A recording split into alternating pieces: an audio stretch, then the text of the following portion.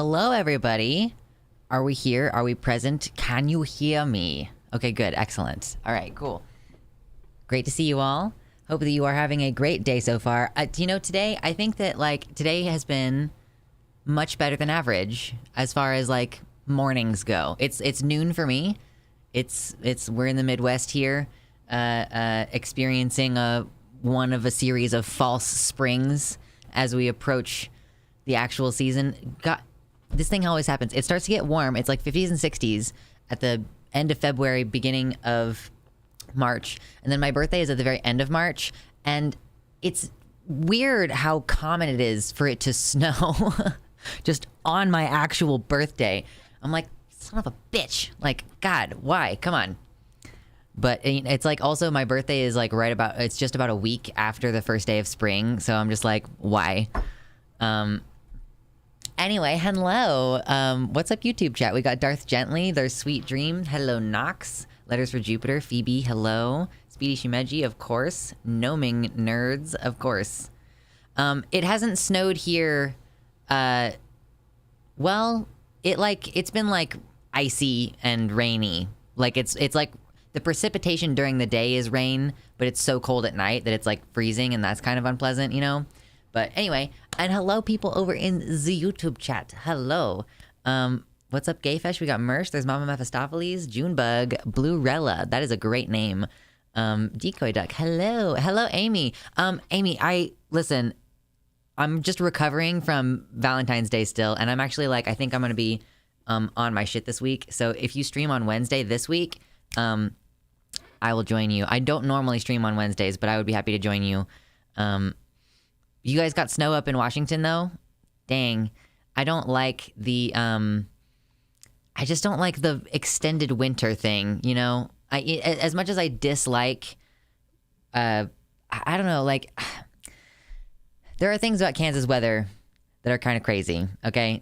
I am coming to appreciate it a little bit more, but it is getting warmer at times of the year where it ought not.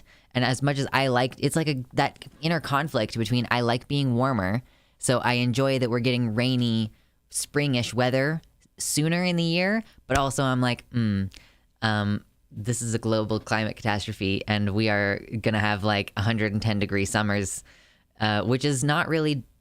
I mean, we usually have AC here. That's the one thing that's okay, if you're in Kansas and Missouri and probably Oklahoma, then you have AC built into most buildings and heating, as opposed to you go up to the Pacific Northwest and you all don't have air conditioning built in there because it doesn't typically get that hot. But as the temperatures rise, it snowed, but it's all gonna melt. It's supposed to be a high of 46. It's all gonna melt today and then refreeze tonight. Rest in pieces. I was really excited about going camping potentially, but it's supposed to be rainy and possibly stormy today. I got a tent though. I'm borrowing a tent. Let me clarify. I'm borrowing a tent, and I have a yoga mat that I figured I could just sleep on that for now. I put a sleeping pad on my wish list, but I'll buy that when I can afford it. And I'll just bring blankets and sleep in a tent. Probably, I hope next weekend. I've decided to become an outdoorsy person, and now I'm okay, I would really like to go camping, and it's not warm enough yet to sleep overnights. So I'm borrowing a sleeping bag too. I don't know if it's a very high quality sleeping bag, but I have one and I'm borrowing it. So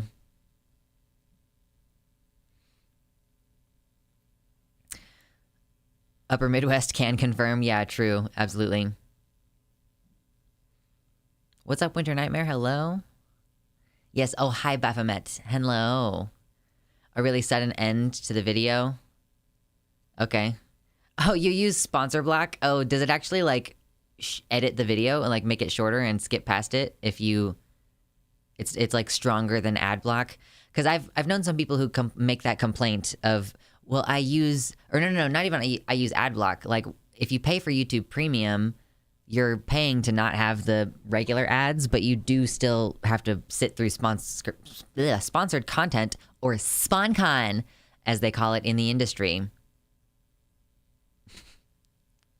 It's so weird being like, I'm a little bit adjacent to that whole, like, the influencer industry. And the influencer industry is, like, also kind of close to other parts of the entertainment industry, like TV and stuff. So, SponCon.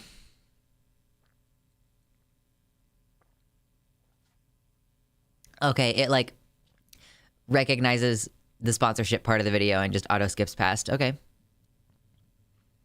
Ooh, Mama Mephistophelies went to the park yesterday. I hiked 6 miles in a big loop.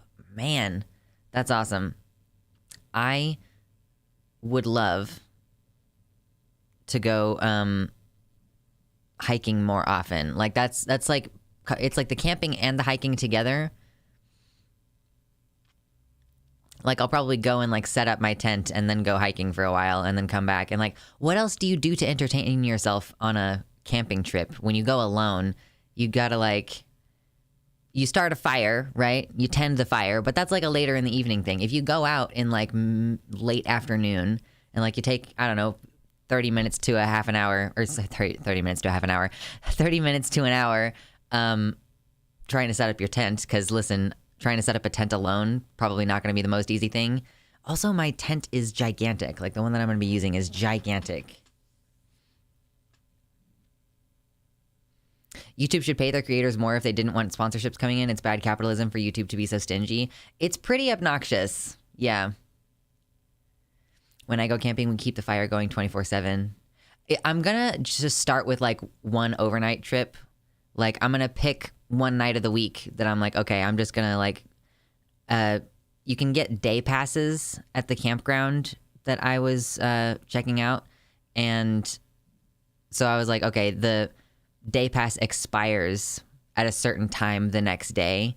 So I just figured like, okay, after that time, I'll go buy one and then start setting up my camp shit at like 3 or 4 in the afternoon, go for a hike, and then come back, camp near other campers. It's weird. Like there's this area where there are a bunch of people who like have American flags flying, and I actually feel like I don't want to be near those people. You know what I mean? Like a whole bunch of these like semi-permanent campground reservations where people just like they'll like leave their RVs and stuff out there. Like a bunch of them have like American flag shit all over the place, and I'm like, I don't know about this. Hello, Christy.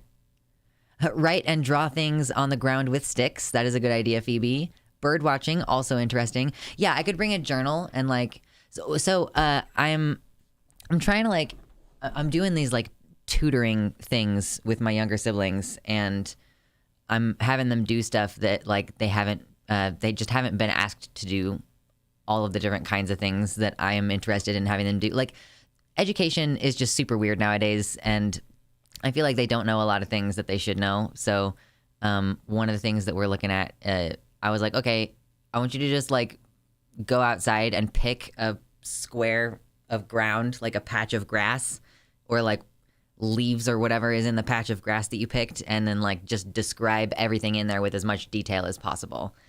So maybe I could do something like that. Just like take my own observations.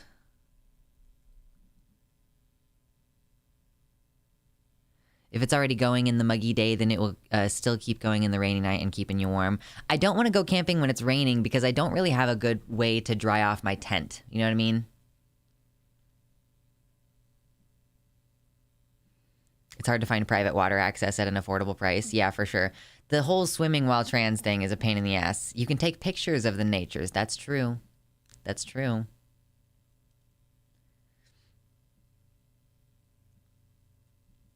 Oh, did someone? Oh, Divinity. Oh, thank you. Oh my gosh. I didn't have the YouTube chat pulled up when you sent that. I thank you so much for becoming a member on the channel. I really appreciate that.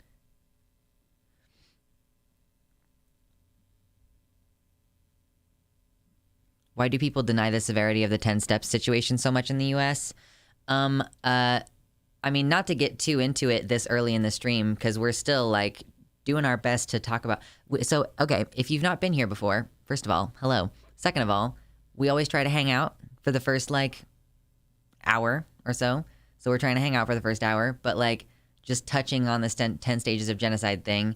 I think that Americans, and probably a lot of people by and large, just don't want to confront the fact that there is a major problem that they are kind of obligated to do something about.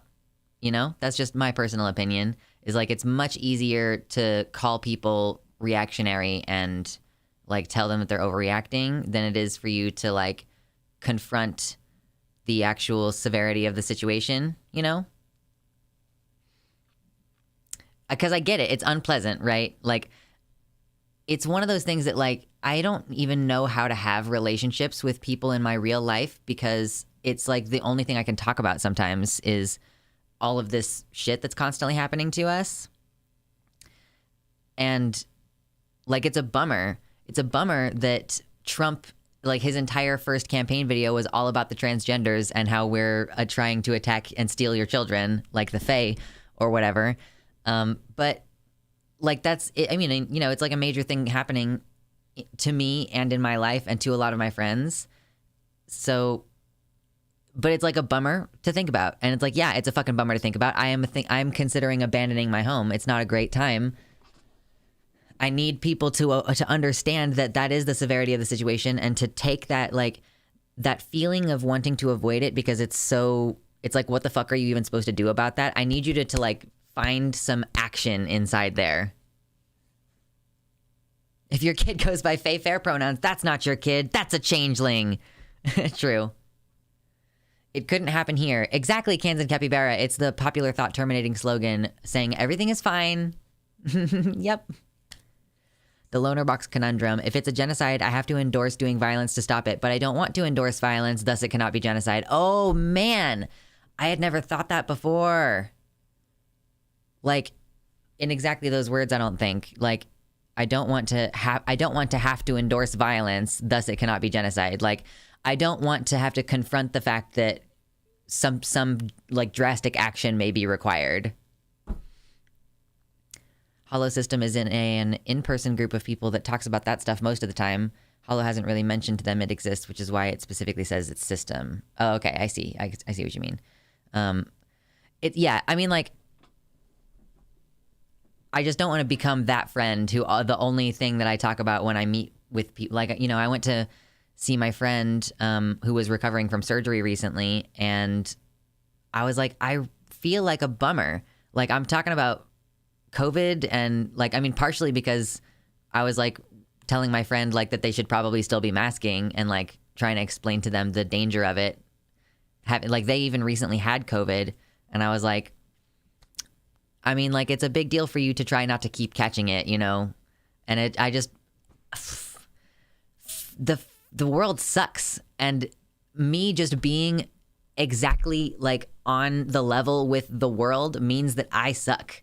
Like, me being a complete realist and like objectively this and this and this and this and this. And like, but the point is like, maybe that I should also make a point of being like, and also objectively this cool thing and this beautiful thing and this meaningful thing. And like, instead of, because like there are a lot of good things in the world, but psychologically we do have a tendency to focus on those negative things. So yeah, it's a struggle always. Oh gosh, my fucking kneecap. Oh, oof.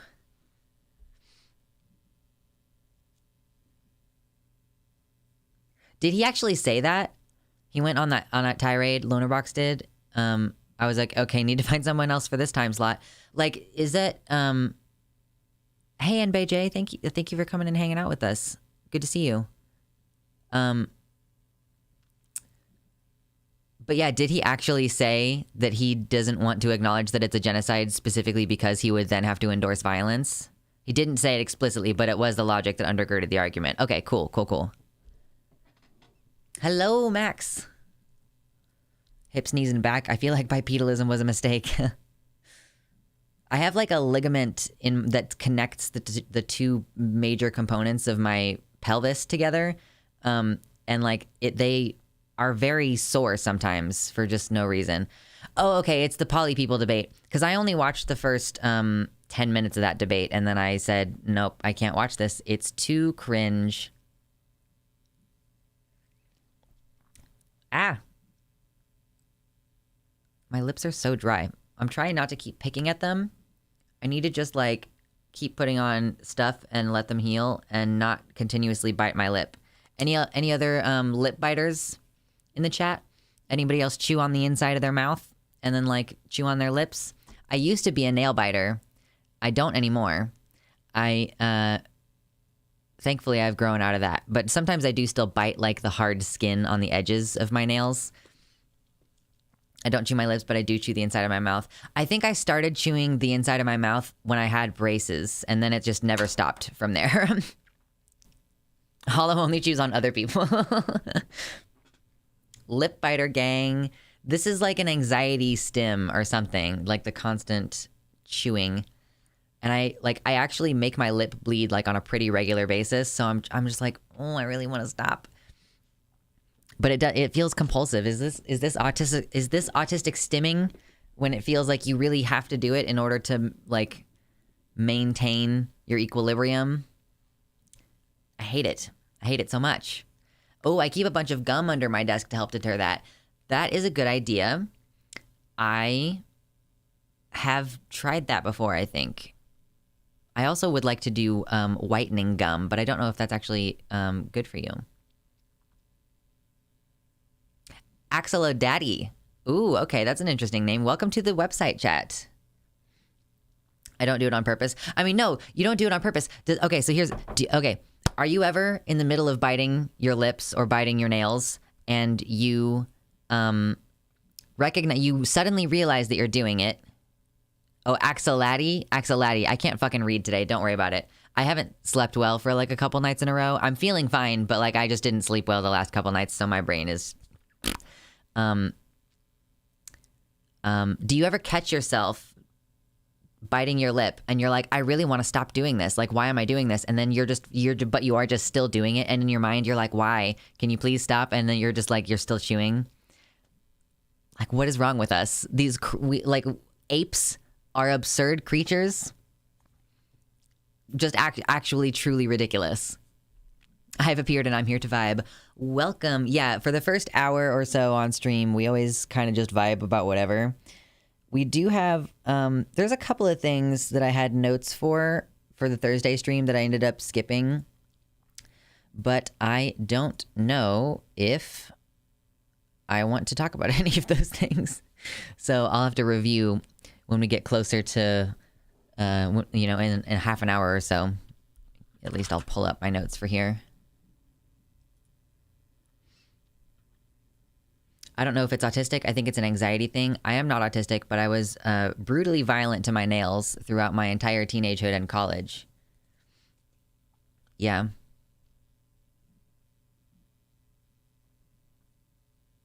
Our thoughts are slower than our compulsions. You just have to like notice and make it stop.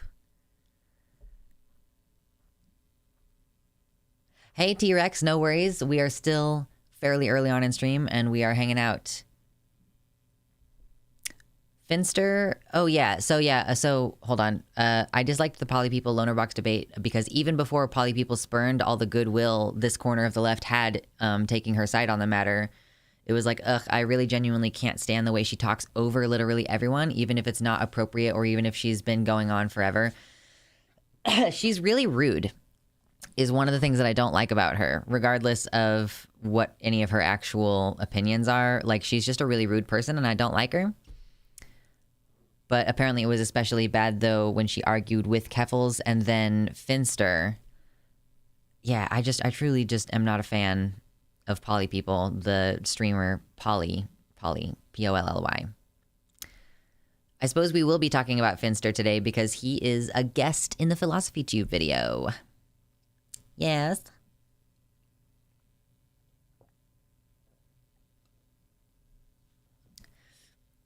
There have been some studies on the compulsion thing. Turns out we don't get much choice in the matter, for better or for worse.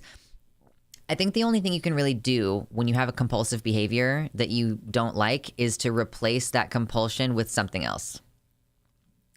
So like if you're chewing on the inside of your mouth a lot, replacing that with like gum or something like that.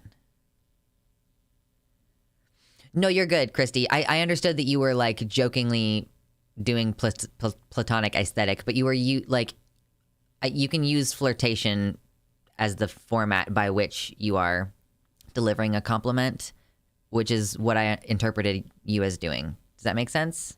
Cool. Honestly, I don't know Finster, but wouldn't be surprised if he started to come out as a trans woman like a month or so later. Don't know. I mean, he's been doing this for years now, right? He's been doing this cross-dressing e-girl thing for a while. So I feel like if he wanted to start taking estrogen, he probably would have by now. It's not like he's not in a situation where a lot of people are going to be like excited if he does. Hello, Darth Gently. Hello.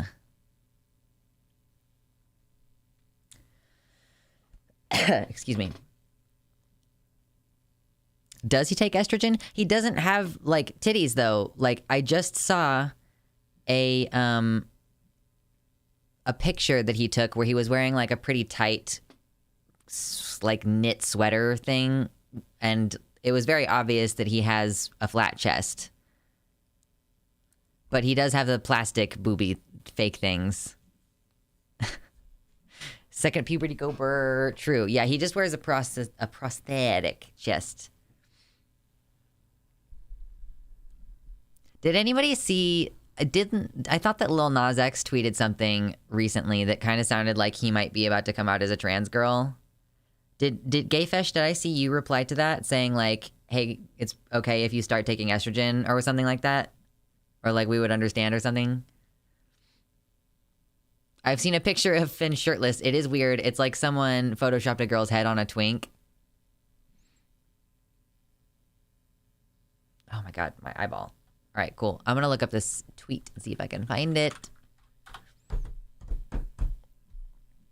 So do any of you have any exciting plans for this week? I'm going to be basically like just, all right, I'm ready to get back on my schedule and get a lot of shit accomplished and watch the weather to see if there's going to be a good day for me to go camping. I feel like if he was a secret egg, he'd do a girl voice, but he has not even tried. Yeah, he's just straight up like, no, I can't do a girl voice. Like, what the fuck are you talking about?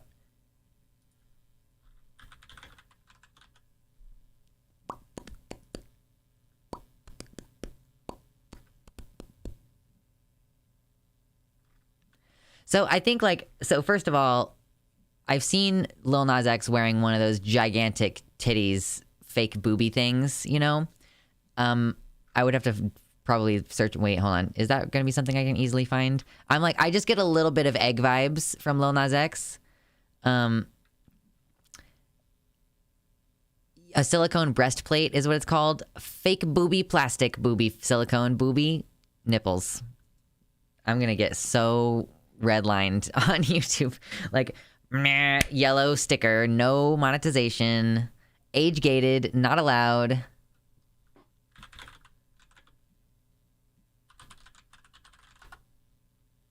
He did make mention of a girl voice in a Keffels video, but he said he struggled to wrap his head around it or something to that effect. Okay.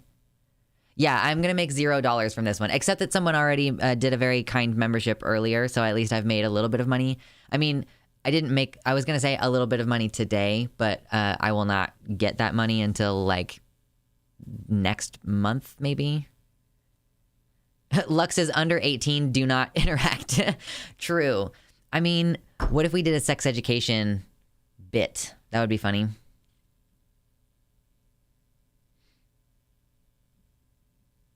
Time to, yeah, I know. Time to unleash the slurs since it's too late now. Too late now. Camping in snow, would you enjoy? I think maybe if I had the right gear to go camping in snow, I would enjoy. Yeah, Divinity, it's just the way that, I actually have been considering turning off memberships. I just haven't because I usually have to, like, refund. Like, I'm going to have to refund everybody's previous month when I do it. So I was waiting for some of the, like,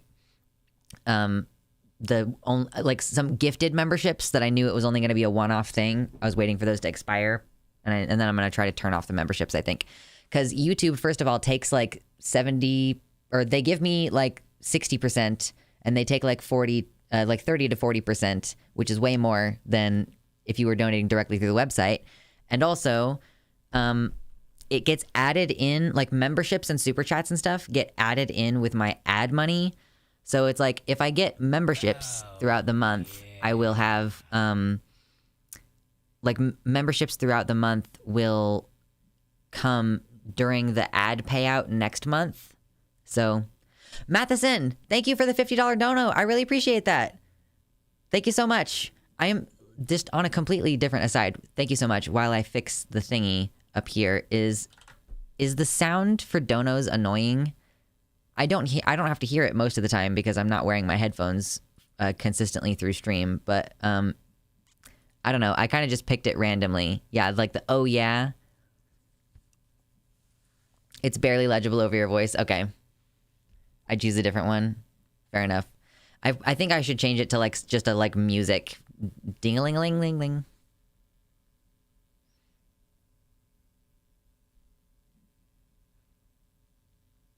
Oh, Divinity is Matheson. Okay, thank you. Thank you so much, Divinity. I appreciate that. Oh, gosh. We need a dragon sound pack. Does it need to be a roar? Does it need to be like a rawr? Rawr. Rawr. That would be fun. My sub notice is a dubstep beat, so you're nowhere near my standard for annoying. It needs to be that roar specifically. Someone clip it. Or should I write the timestamp down? Maybe I'll just clip it later. That would be very funny. It would be very funny to actually legitimately do that. That was just at about the 32-minute mark. Okay, cool. I'll fix it later. Thank you. Oh. Oh, oh, oh. Oh, gosh. Poppy shared a graphic before that goes over all the folks that are covered by the trans umbrella, and I really like that graphic. Ooh, okay. Trans used to include transvestites, but now those aren't proper queers, apparently.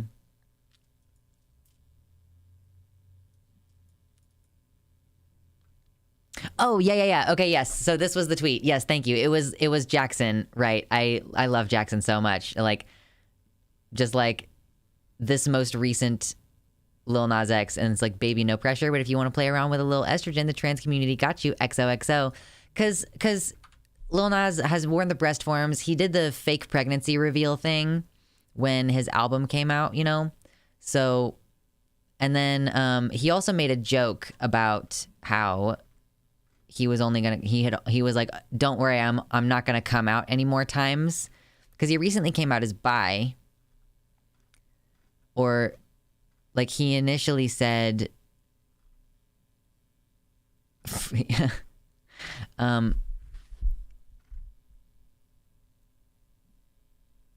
yeah, he tweeted recently, like, that was the last time coming out the closet, I promise. And just, so he came out as bi recently and made the joke about that's my last time coming out the closet, which makes me think that he is going to have another reveal later, which would be fun. I don't know. I appreciate. Real gay men eat pussy, he retweeted.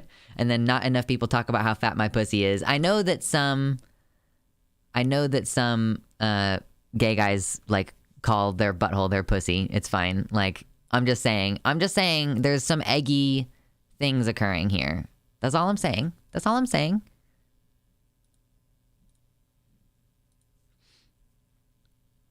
Horns? If we get to the stream goal today, I'll wear horns, okay? They're here on the desk.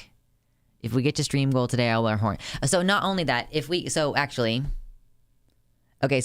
to stream goal... Yeah, so I think very bare minimum horns. I want to set like a secondary goal for putting on the scales makeup. I hear bussy used far more for T-girl bottoms than for gay guy bottoms. No, I said pussy. Like, I know that gay guys sometimes call their buttholes a pussy. like, which is interesting, but they do. So I was saying, like, because he said, what did he say? He said, not enough people talk about how fat my pussy is. And it's like, he could be talking about his butthole. Oh, but the bussy. Okay, yeah, I see. Yeah, I do see T-girls use the word bussy a lot, which is funny. The weird gender bullshit that we all go through.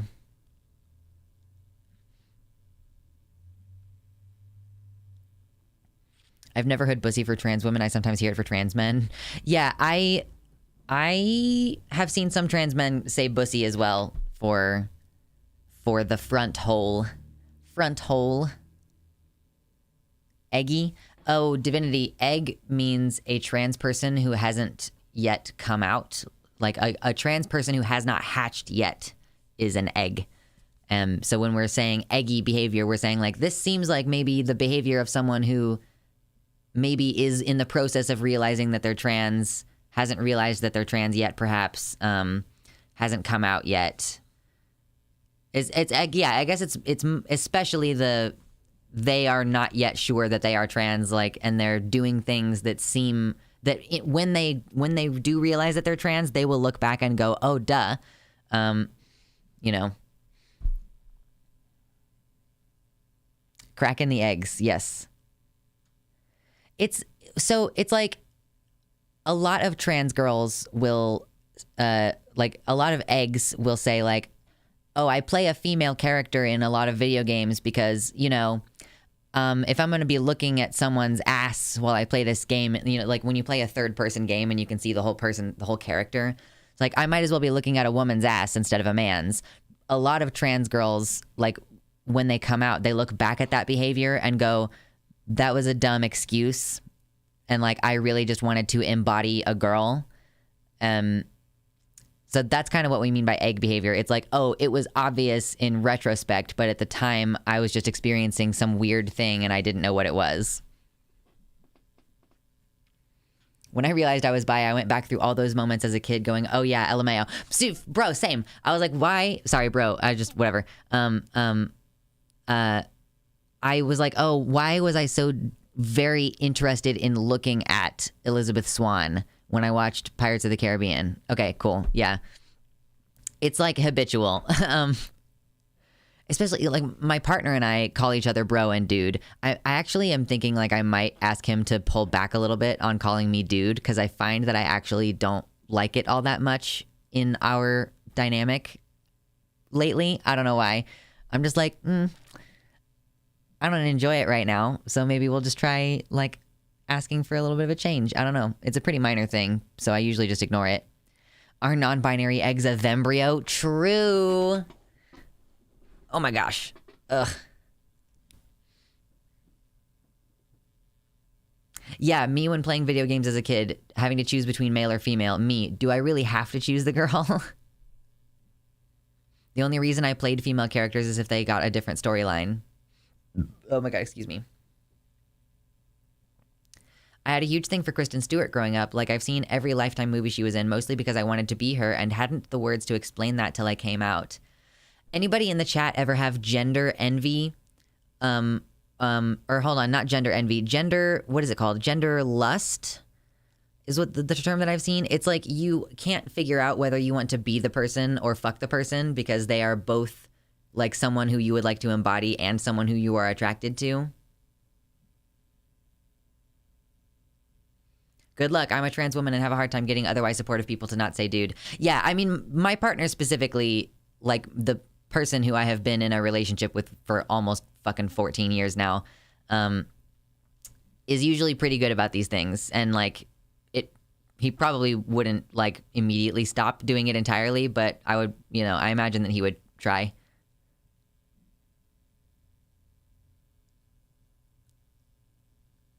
Nope, never felt that. Not ever. Amber. Are you sure? It's giving you a hard time.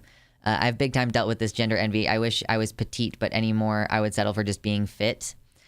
Honestly, I'm so excited this year, and I hope that I don't even know if I really should like try to encourage you guys to like make these kinds of changes because I'm just choosing to make a lot of big changes this year to my life. Like, I'm going to do the low FODMAP diet thing. Did I mention this to you on Thursday? This might have been a more recent development than Thursday because I got really sick on Friday morning and I realized that I think I have to change my diet pretty dramatically. So I'm going to do the low FODMAP thing, which is like you temporarily stop eating all of a whole bunch of different kinds of foods. There's like 6 different kinds of high FODMAP foods that you want to avoid them. Like lactose and dairy products are in one category. So if you realize that you have like an okay time with milk and stuff, then okay, that's fine. You can have that food even though it is high FODMAP. It doesn't affect your guts, basically. You have to figure out like how much of it, or if at all, it will bother you. And then you switch to like, okay, like now we're going to try fruits and gradually implement different kinds of fruits and see if those negatively impact your IBS symptoms. Like I've been having major cramping from, like, I am assuming intestinal cramping. It's either that or it's my IUD, and I can't really tell the difference. So I'm going to try to address this food problem before I get my IUD taken out. Like I would rather not have to get my IUD taken out.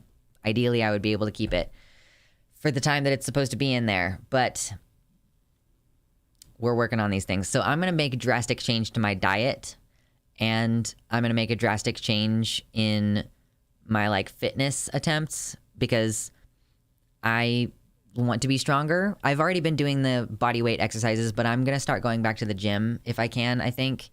Because an adjustable dumbbell set is going to be really pretty expensive and also is not going to afford me things like the big bar in order to do squats. So I'm going to start pushing and strength training and camping and doing all kinds of shit this year.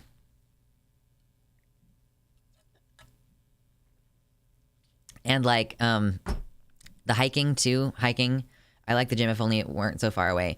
I got actual proper N95s last week. And they're much more breathable than the KN95s I had been using before. And I also, you know how Google has this function where you can type in the name of the business and look it up? And it's like, oh, yeah, here's the business, here's the phone number, here's the website, here's the address, and like, here's a little widget that shows like what time of day it's most busy and what time of day it's slowest. So I can look at that and be like, okay, well, the gym is slowest at this time. And so I will just go then for my 45-minute workout or whatever, which is like, you really shouldn't go past 45 minutes apparently when you're doing strength pushing. So like 45 minutes, 3 days a week, 3 to 4 days a week is apparently supposed to be optimal if you're trying to build strength. So not only am I going to be having to change my diet in terms of what I am eating because it is painful to me and it causes me bloating and stuff, and like emetophobia, if anybody here has like a trigger about throwing up, I'm just going to talk very briefly about it, like not in any major detail or anything, but I ate spaghetti on Thursday after stream last week, and it has like onion powder, garlic powder, the tomato sauce, the spaghetti itself, like the wheat in it. All 4 of those things are potential IBS triggers. And I ended up, like when I woke up Friday morning, I threw up. And I think it was because of that. And potentially being a little bit dehydrated. But it sucked. And I was like, I can't keep just having like, it sounds like I can't keep having, I threw up the spaghetti. I mostly threw up like orange water. That was the main, because it was the next day, you know? Yeah, exactly. Mom spaghetti. Sure. Excuse me. So I was like, all right, I keep struggling and suffering with these abdominal cramps, and it's not reasonable for me to just try to pretend like I don't have food sensitivities, because apparently I fucking do. It's time to be an adult. I'm going to be 30 next year, I'm turning 29 next month. I got to start being a grown up. It sucks though, because all of the low FODMAP foods, like all of the, like, a lot of the things that can really irritate your bowel and that you really need to remove are things that you want to just eat whenever. Like, you want to just go grab. Like, I really love ciabatta bread with a nice feta cheese, like a garlic feta cheese spread. Delicious. However, all 3 of those things, the bread, the feta cheese, and the garlic are all things that you need to take out. So basically, there's like a lot of joy that you're going to be missing out on for approximately 6 weeks. Yeah, ice cream, cheese. I love to make a quick quesadilla. Again, so the quesadilla is 2 ingredients, cheese and fucking flour, that are not good for IBS. But there are a lot of delicious things that you can eat. Like there's a lot of vegetables you can eat. You can eat all the meat you want, basically.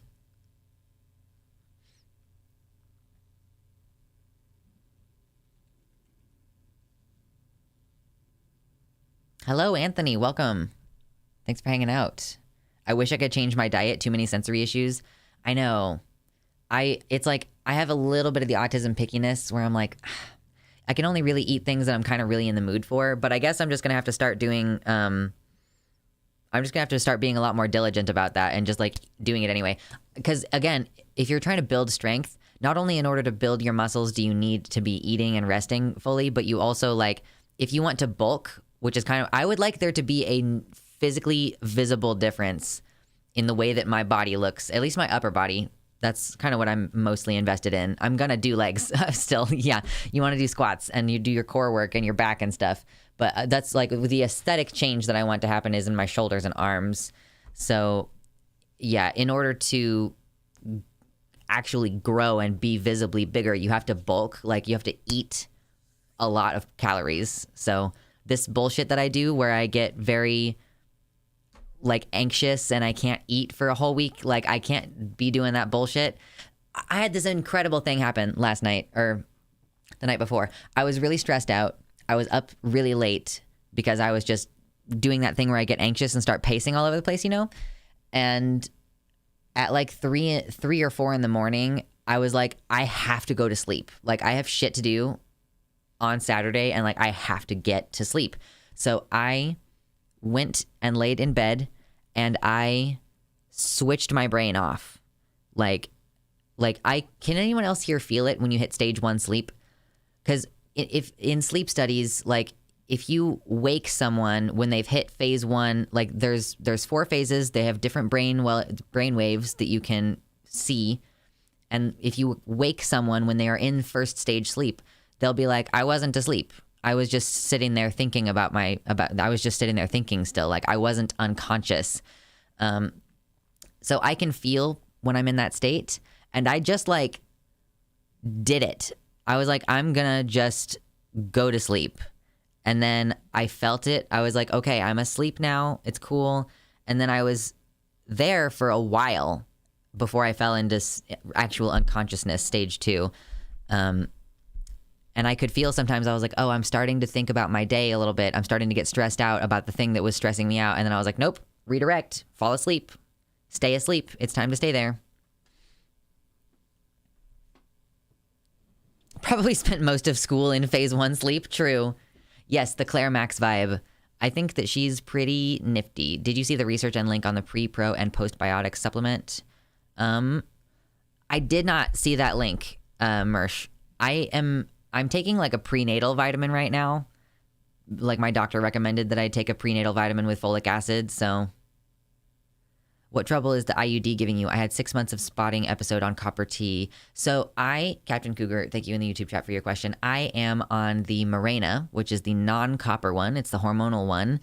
And the main thing is that before I got the IUD, when I would have period cramps, it would be very intensely bad the day before and the first day of my bleeding, and then it would be fine. Now I get like a week of cramps in a different place and a different level of intensity for like an entire week before my period, and sometimes like for an entire week randomly when I'm not otherwise spotting. I've had random spotting the entire... When did I get it? I got it put in like right at the end of August, I think. So let's just say like September, October, November, December, January, February. I am almost to the end of 6 months of having a lot of random cramping. Bye, Baphomet. A lot of random cramping, and like I can't wear like a pair of sweatpants if the elastic band is too tight, because it will cause me to, like, it will cause me to have intense, like, cervix cramps, which is pretty irritating. So if that doesn't stop, it's normal to get cramps with the IUD for at least the first 6 months. So if we get to like mid-March, which is well over the 6-month mark, and I'm still experiencing this problem, I'm probably going to consider having it taken out, just because it is enough of a difficulty on my day that, you know, oh yeah, cutting soy. Soy is another one of the things that you cannot eat on a low FODMAP diet, because apparently soy really fucks up your shit. It's really tough to do a low FODMAP diet if you're vegetarian, because you cannot eat hummus. You can eat tofu. You can eat tofu, but you can't.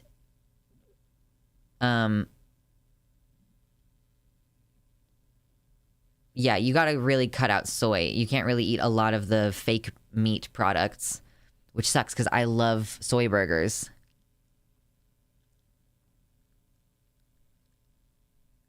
Okay, thank you, Mersh. Yeah, I don't always see the tweet replies.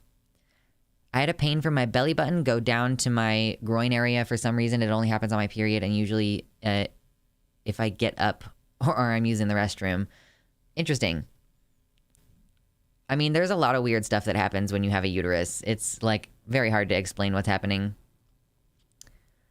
If I can't have soy, where am I going to get my chemicals that turn the frickin' frogs gay? I know. I want more soy. Soy.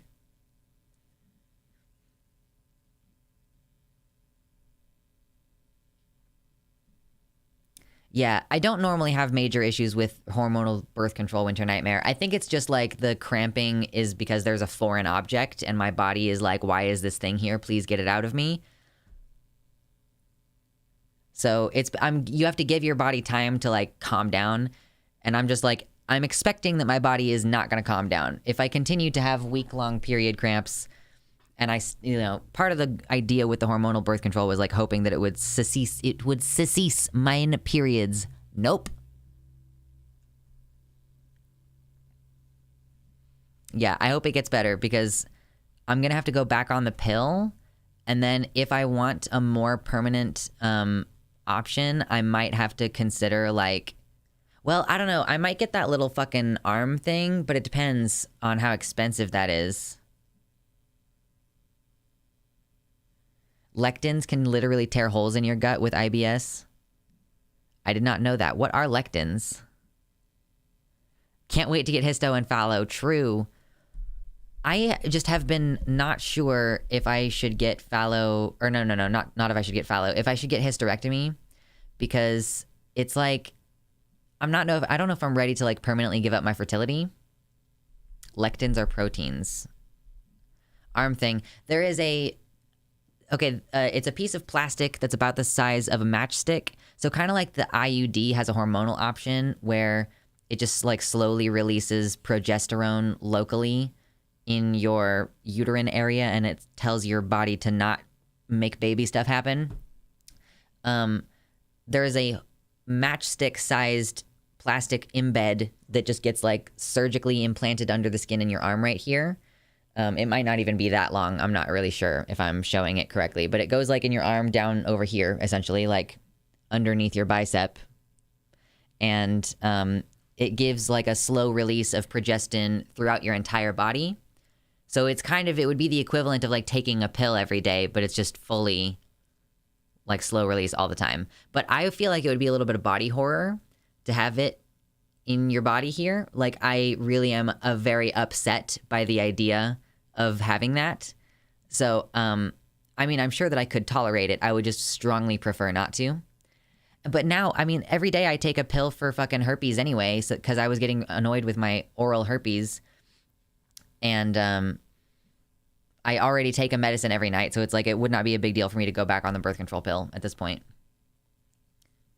I did not do well on progesterone. My hormonal birth control makes me full lunatic. It's fine for me. It's not too disruptive mood-wise for me. I mean, like, estrogenic birth control would probably be very disruptive to me, but I'm not on estrogen right now, so not necessary. My partner has the thing in the arm and they adore it. Dizzy says, highly recommend the subdermal plant. I did start retaining more body fat after I got the subdermal, but that's a plus for me. Just don't touch that area. I've never had a single reason to ever touch the area where it is, and I forget that it exists.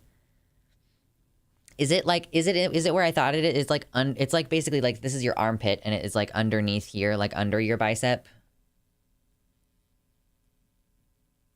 Is it actually the size of a matchstick, or is it like smaller too? Hello, I'm late. I'm totally with you on the body horror of those implants. Yeah, thank you, Ariel. Yeah, exactly.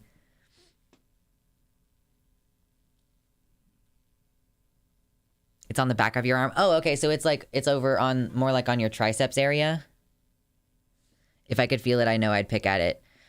Yeah, I would be so, it would be so weird. Can you be on hormonal birth control while taking low-dose T?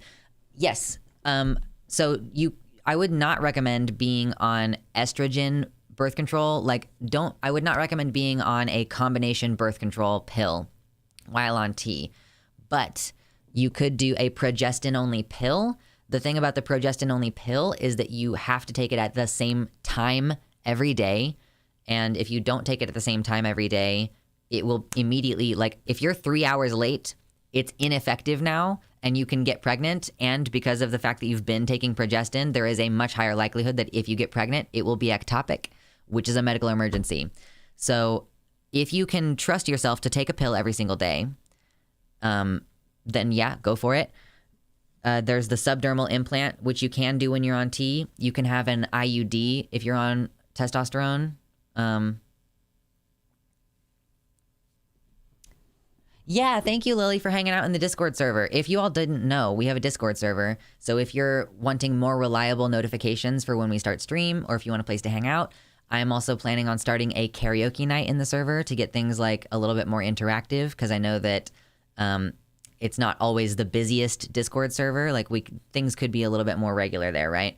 So I was thinking maybe we could do a Friday night karaoke night. Does that sound like something that we may enjoy doing?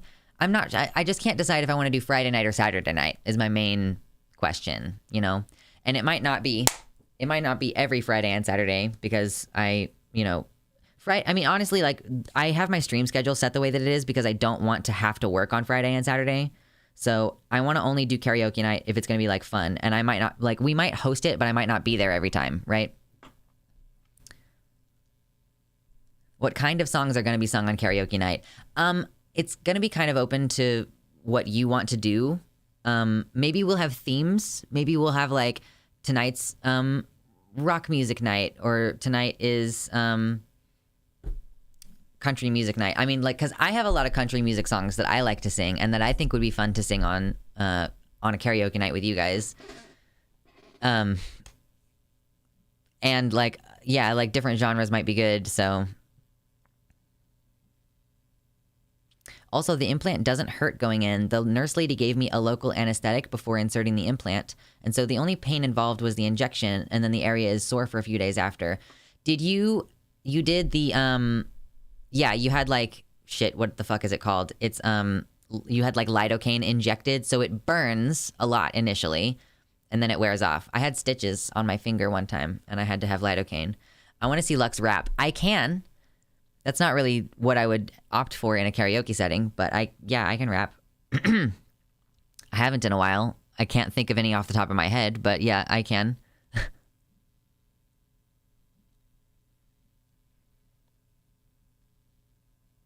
Karaoke sounds fun as heck, but for European peeps like me to join Saturday night may be better, possibly. I guess... Yeah, see ya, Amy. We'll be on for at least a couple hours more. Do the ultimate showdown of Ultimate Destiny. You know which part. Then Gandalf the Grey and Gandalf the White and Monty Python and the Holy Grail's Black Knight and something and Linguini. I can't remember all the words to that one. It's been a long time. I am the biggest fan of nerdy fucking rap, though. Fake fan. I know. It's just I didn't know all the words when I was younger even. Cringe.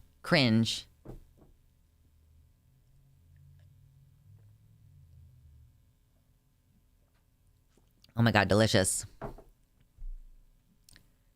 Use ChatGPT to generate random lyrics. There are so many potential uses for ChatGPT. I saw someone tweet recently like that they had for funsies they had checked if ChatGPT would write them a syllabus for their class, like they were a teacher, and they were like, "Oh shit, it worked." And I was like, "Yes." Like that's going to help me a lot when I'm tutoring my siblings. So I did a couple of tests of like, can you please write a syllabus for a very basic science class? And I was like, well, because that gives you like an outline, like an idea of what order you should learn things in order to have like maximal understanding. So even if they already know some of it, it's going to be good to like put it in order. Thank you, Mersh. Yes, I will check on those. Have you seen Giteimo's Pinocchio? I think it's got to be one of the best Pinocchios. I have not. It's going to be awful for teachers, though. I know. I'm like, the great thing is, like, a lot of the stuff that I am having my siblings do is, like, we are just talking about stuff, so they will not necessarily be able to, like, cheat my assignments with AI. Just check for nonsense. Oh, for sure. I'll need to double check anything that it says. I know how to pronounce Guillermo. That's not what Andy's typed. Andy's typed Giteimo, not Guillermo. I got a little bit of fungus gnat problem still. I asked ChatGPT to write a fight scene between Spider-Man and Ant-Man, and it was like, we don't do violence here, it's bad. So I changed fight scene to friendly sparring session, and it was like, yeah, okay, that's cool. I've been reading The Hunger Games with my siblings, and I typed into ChatGPT because I was like, let's see what this thing can do. Like, what kind of ideas does it have? And I typed in, I was like, can you please write a short literary analysis of the Hunger Games trilogy by Suzanne Collins? And it was like, sure. And it did that. And I was like, cool, that's nice. And then I asked it a follow-up question, which was, I said, can you explain, or like, can you talk about the similarities between Pan Am and the United States of America? And it gave me like a pretty scathing comparison between Pan Am and the USA. And it actually even used the phrase in the concluding paragraph. It said eerily similar. And I was like, girl, ChatGPT, she's a little bit of an anarchist, you know? Guillermo's Pinocchio is amazing. You should watch it. Okay. Is Guillermo like horror? Is it going to be a horror movie? Where's Mitternacht? Mitternacht is safe and fat and happy at my partner's space. I saw him this morning, in fact. It's a bit horror? Okay. Yeah. I was already thinking about starting low-dose tea again because of my cramping. I was hoping it might stop my cramping. And also, I guess now that there's like the secondary benefit of it making me easier to build muscle person, you know? Guillermo doesn't necessarily do horror movies, but his movies do tend to have horror elements. Like, I think the only Guillermo del Toro movie that I've seen was Pan's Labyrinth, and I would call that a horror movie.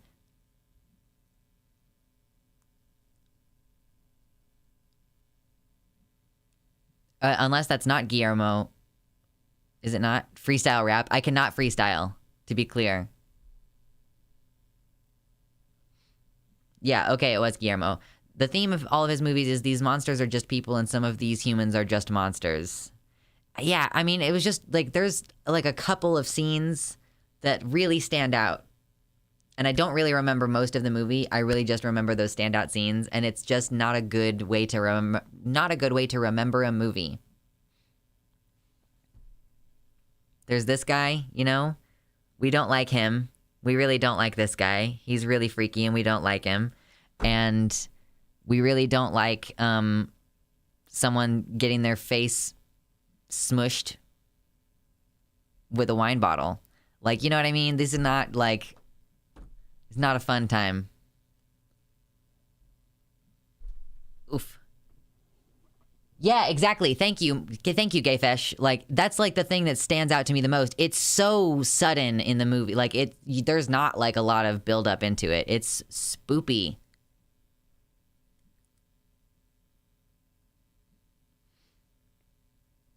What's even better is to find a teacher from your state following your state standards. Yeah, I think at this point, like they're interested in trying to do their GEDs. Like, we might just try to do their GEDs, and then like me telling them like me helping them learn what they need to learn to take the GED, and me teaching them things that they would not have learned like in any schooling environment probably. Video on the Discord on Del Toro's movies. Okay, I'll have to check that out later.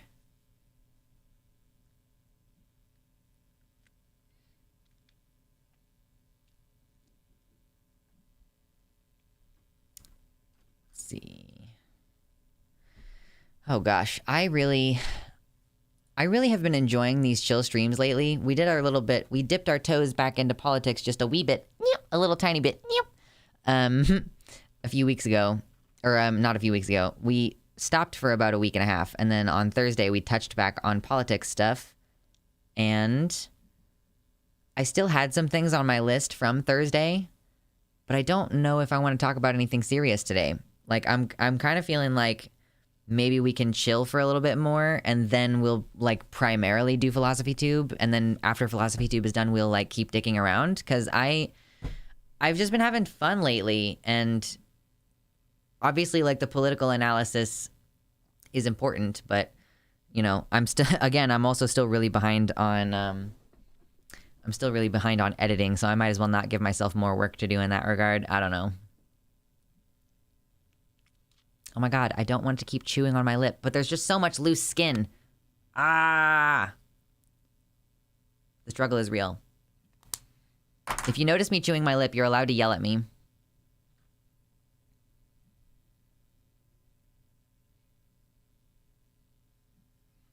Where's the new blade they promised? Did they promise a new blade? Did you all see that there was a... Hold on. No. Did you all see that there was an announcement about how they're supposedly going to be trying to make fucking Lord of the Rings movies again? Like, they're going to remake Lord of the Rings movies? I'm so upset. Why does your lip have loose skin? Because I chew on it all the time. And they're dry, like, so they're dry because I'm not moisturizing, and then I bite at my lips and I tear the dry skin off. And then, like, the skin tries to grow back and it's all dry and, like, flaky. Yeah, stop remaking things. Stop doing this. It's perfect. Stop it. I really wish that we could see some original movies. Burt's Bees. So I don't actually like Burt's Bees. I like O'Keefe's brand. Because one time someone got me some O'Keefe's brand lotion, and it was the best shit. The best shit.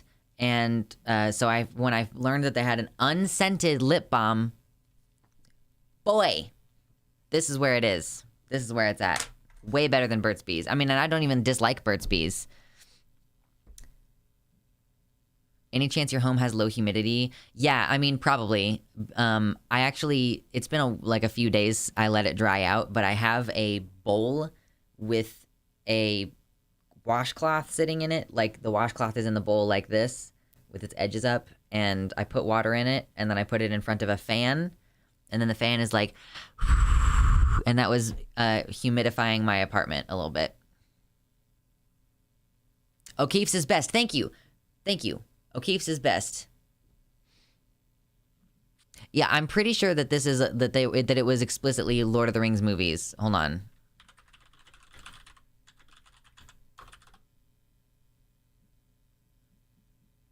No, Bluerella, you should, don't watch the Hobbit movies. Please let me be clear about don't watch the Hobbit movies. You really should watch the Lord of the Rings movies.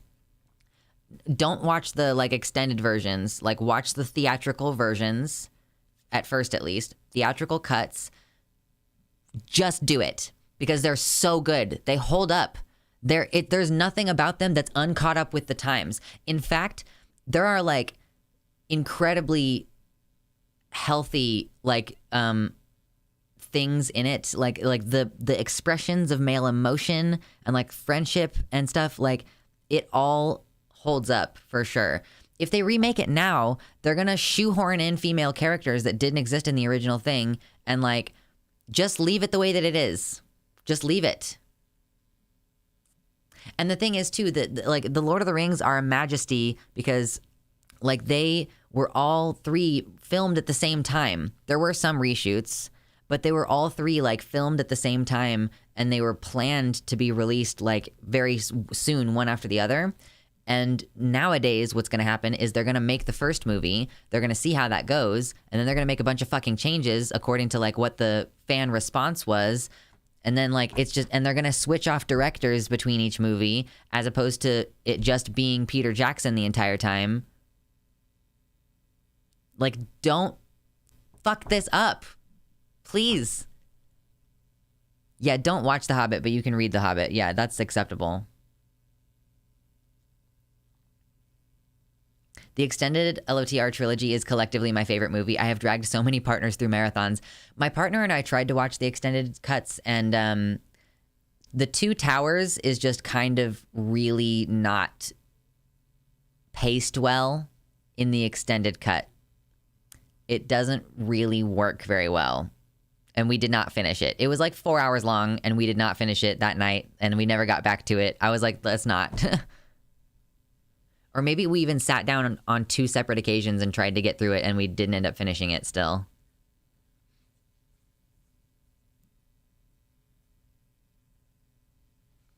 Hello, Brianna. You make a bad capitalist? Yeah, I make a terrible capitalist because I want to see new stories. I was never really a Lord of the Rings fan.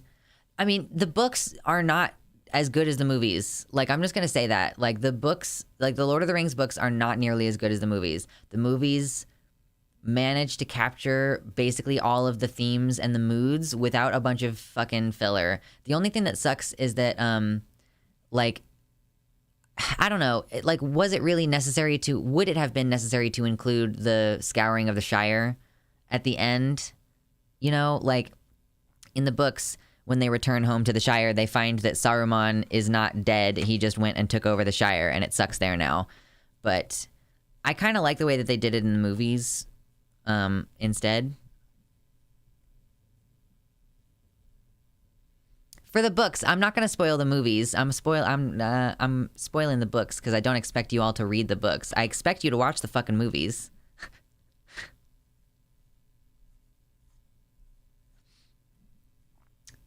I had an ex who was really into Tolkien, and she did not like those movies at all. Well, she was wrong. She was wrong.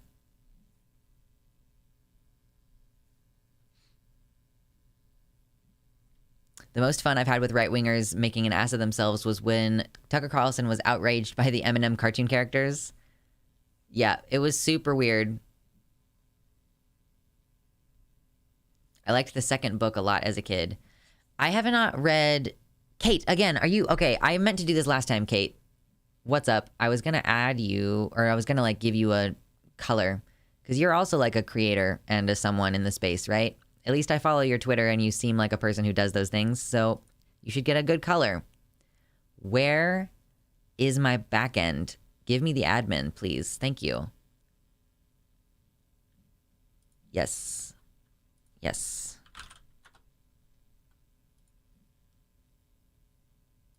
There we go. We got some color variety. Hell yeah. Yeah, how dare you spoil a 70-year-old book and a 20-year-old film?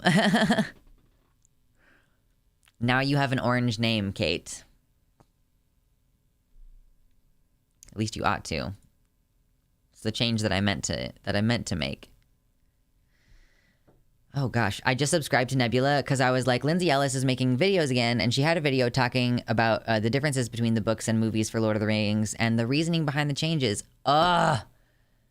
I should get a Nebula account. Ugh.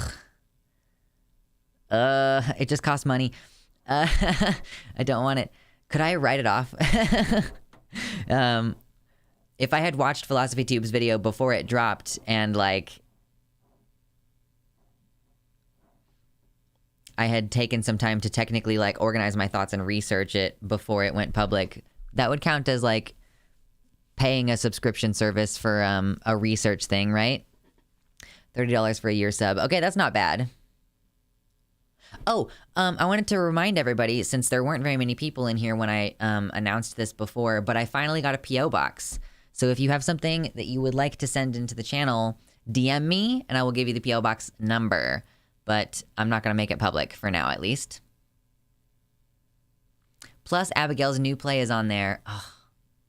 I'm just so reluctant to spend money right now, y'all. I'm doing really well comparatively on like not eating a bunch of fast food and not doing a bunch of bullshit and like spending money on video games and stuff. So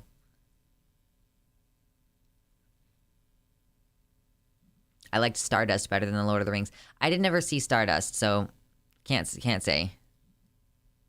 Captain Cougar, welcome. Welcome in. Maybe I need to rewatch the video, but it kind of fell flat for me. You know, they're not all winners, honestly. There's been a couple times of hers where I've been like, I just don't, meh. Stardust book is better. Stardust is a fun movie. It felt like it was trying to be a new Princess Bride. Yeah, save money not buying Hogwarts Legacy. True. Save my $60.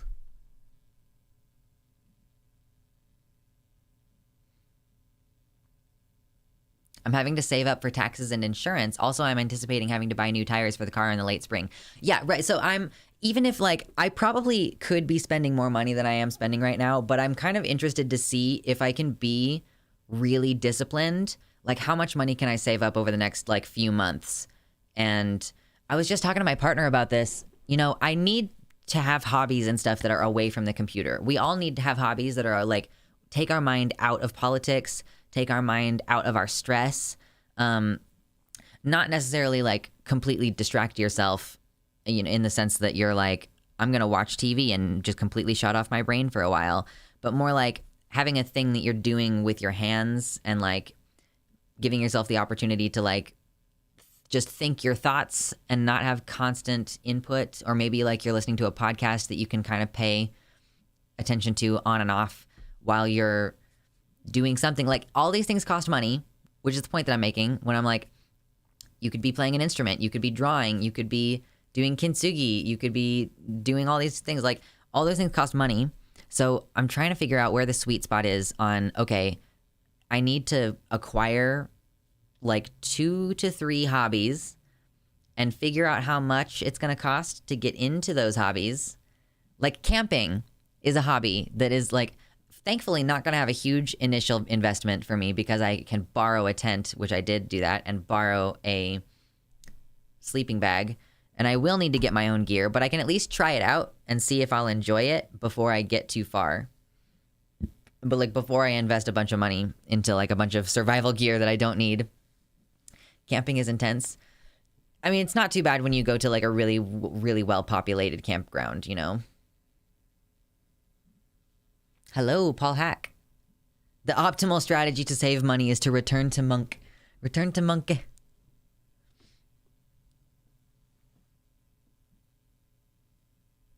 Yes.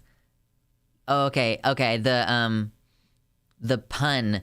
It's like, I don't hear myself talk when I'm streaming a lot of the time, which is why I'll misspeak and not notice and not correct myself a lot of the time, because I don't actually hear myself talk. So I'll say something like camping is intense and not realize that it's a pun.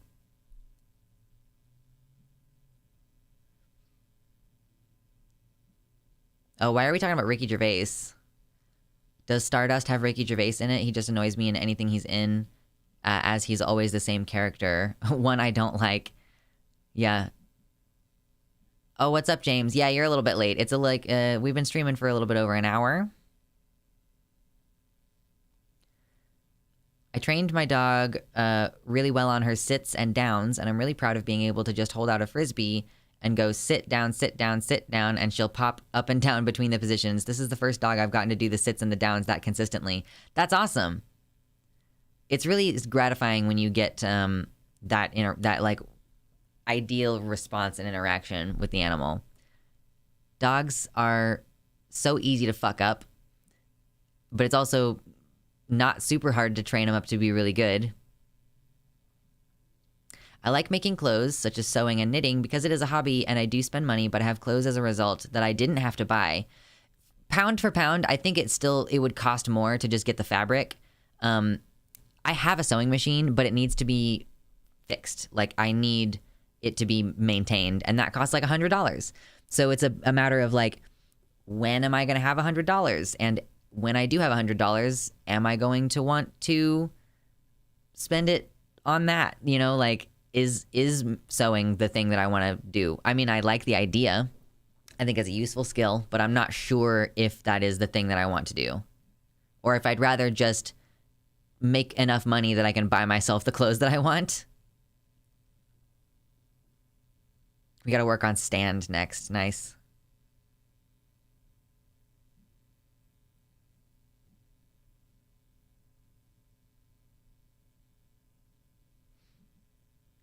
Yeah, to be clear, like, my camping when I start out here is going to be like just like in places that have flushable bathrooms within walking distance and not too far away from civilized land. But eventually I will be probably branching out somewhat. But I'm starting at like a campground very close to a town, like, kind of situation. Or like a campground in a town even. Hobbies are the only thing. Yes. I've been playing my piano lately. Oh my gosh. Oh my gosh. I love it. I love it. I love it.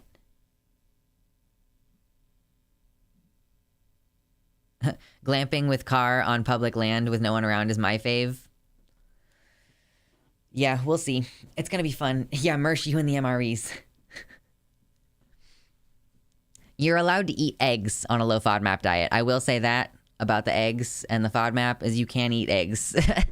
And meats and proteins.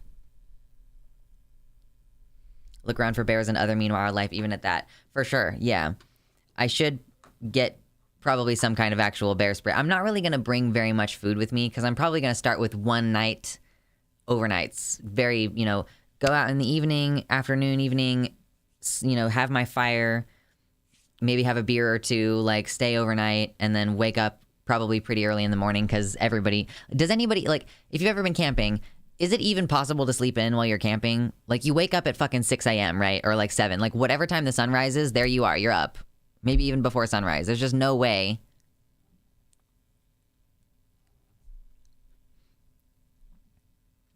Yeah, you wake up when the weather says to wake up. Exactly. And then you're up in the morning, and like, if you planned well the night before and you had your fire going for long enough, you might have coals buried and you could like stir up the coals and maybe have a little bit of a morning breakfast fire. Egg prices have skyrocketed for no damn reason. Yeah, no, it's literally for no damn reason. Like, it truly is earnestly for no fucking reason. Because the egg prices are so dramatically different from one place to another, even from one store to another within a locality. So it's clearly just pretty fucking arbitrary. You wake up when you hear a bear outside. You hear the bear outside and then you just stay very still and don't make any noise or move at all.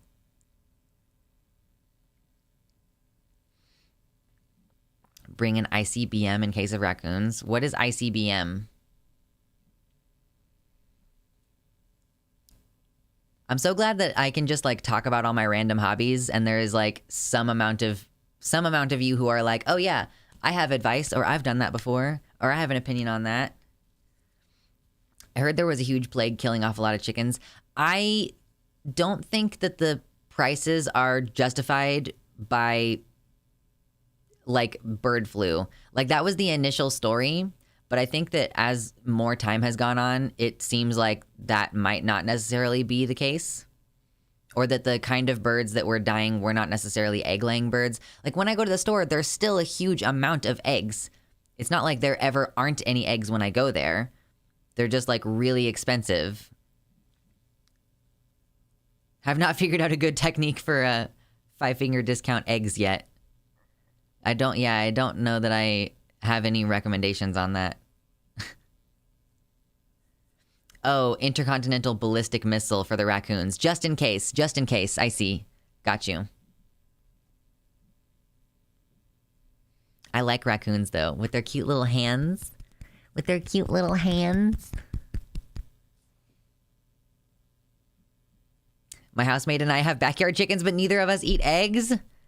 Oh my god, Sophie. Why do you even have chickens? Chickens are terrible pets. Like, they're bad to have around. Rabies, though? Oh, yeah, I mean, true. But again, I'm not gonna, like, bring a lot of food. And I'm certainly not gonna leave it out, you know? I'll probably, like, leave my food in my car. Like, this is the level of camping that I'm gonna do. I'm gonna go to a place where, you pay for a day to stay there. There's, like, a park nearby. There's, like, other people camping nearby. There's cars nearby, and I'm gonna drive up. I'm gonna drive into the campground, park into the campground, and then unload my stuff, and then have a fire and, like, a tent and stuff.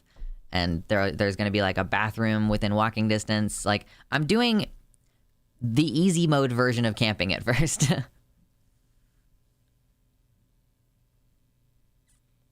I didn't camp for ages because I always thought you had to hike, and I just realized one day that you can camp with a tent and your car, and it doesn't make you lame. It's pretty fun. It didn't even occur to me until after I decided that I wanted to start camping that I could go for a hike at the same time that I'm camping, you know? Like, I could set up my stuff and then leave it there and go hike for, like, half an hour or an hour, and then come back and be like, here's my stuff. Hello, Skylar. Hello. But what if a bear steals it? What do you mean? Like, what if a bear steals my tent? I'll leave my food in my car because my car is going to be like a 3 feet walk away from my tent. I'll park right next to the tent. That way I only have to reach out like this and go, give me my beef jerky.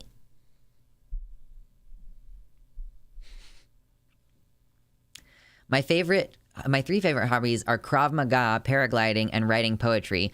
Krav Maga seems like a very cool style of self-defense. Like, it really does seem like a pretty cool thing to do. Paragliding does not seem like something I'm interested in doing. But I've also been thinking about getting back into poetry. I have a second desk. This is my work desk. I have a second desk that's like my art and writing desk, but I don't have a chair for that desk. So in order to sit there, I have to grab this stupid fucking heavy thing and take it into another room of my house and sit at my other desk. So I need to get a folding chair. These are the kinds of things, like, I think that the folding chair, I guess, is something that I can justify because no matter what the additional hobbies are, I absolutely have to have a place to sit and do my shit. Like, I have a giant keyboard here. I have a giant fucking sound mixer here. I have my horns, which once again, I will put on if we reach the stream goal today. Anyway, slam poetry in addition to karaoke. Nope, I don't want to do slam poetry. That's not what I want. I mean, I enjoy slam poetry, but it's not the style that I would want to write, I don't think. My favorite slam poetry is Storm by Tim Minchin. I just noticed that eggs are way cheaper at Whole Foods than Walmart. What? Walmart is $10 for 18 eggs, whereas Whole Foods is $8 for 24 eggs. Holy shit. You got horns? I got horns.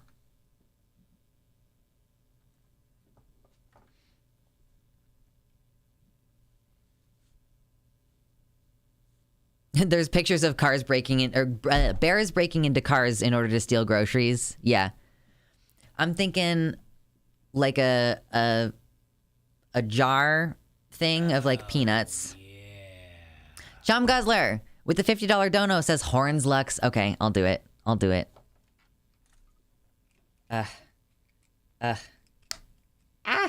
Why? Hold on. Why are you like this? Why you do this? Why you do this? Okay. Arg. Thank you, Chum Guzzler. I appreciate your dono, and I appreciate you hanging out with us. Oh, gosh. Here we go. I haven't watched Storm in a long time. I fear if I go watch it again, it'll remind me too much of my fedora tipping days.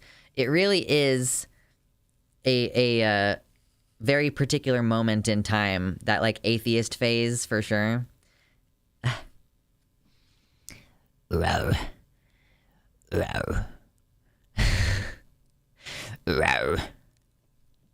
They say don't leave your food in your car, because when the bear comes for your food, then they just take your food and also not ruin your car. Listen, I'm gonna fucking lose my mind.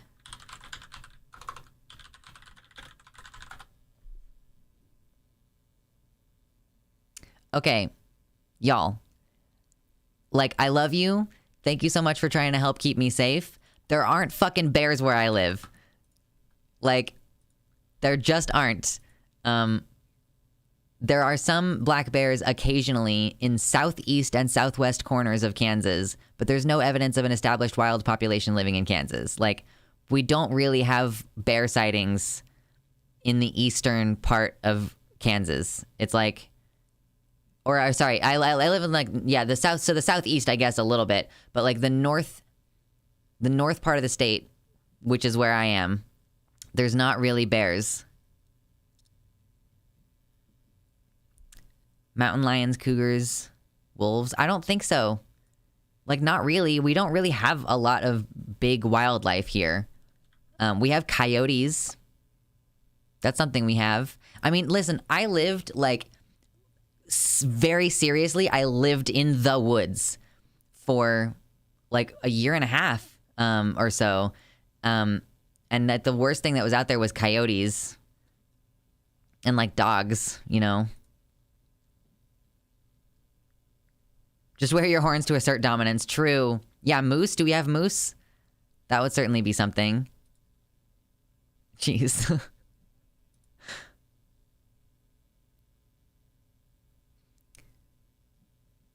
You gotta bring demon spray. True, I gotta bring the demon spray.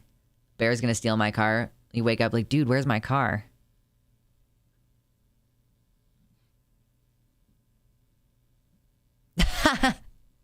Divinity in the YouTube chat says, I was very much confused for a hot second. I was like, what's wrong with bears meeting up with you during camping? And then I realized what you meant.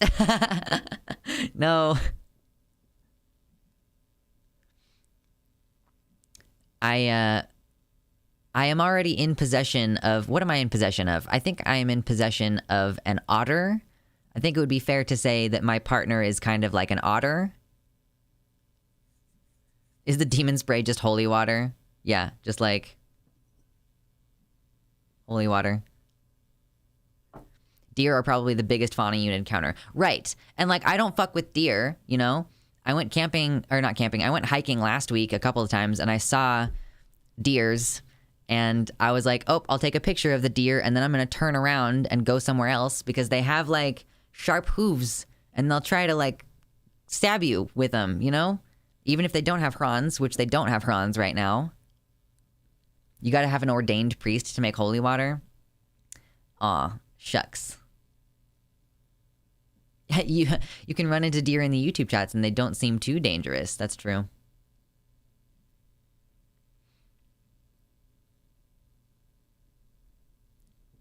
Trooper pulls over a bear driving your car that it has stolen. True. That would be a hell of a moment. Cocaine bear learns how to drive. I could get ordained online. I think that would be perjury, though.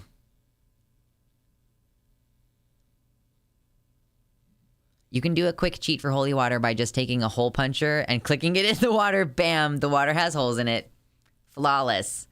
Flawless victory. Ridiculous.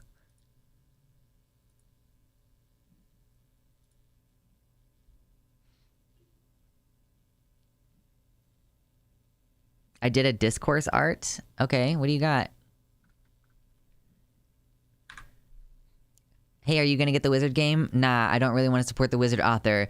You're boycotting? I just don't want to give money to someone so hateful. Look, everyone, the transes are boycotting the wizard game.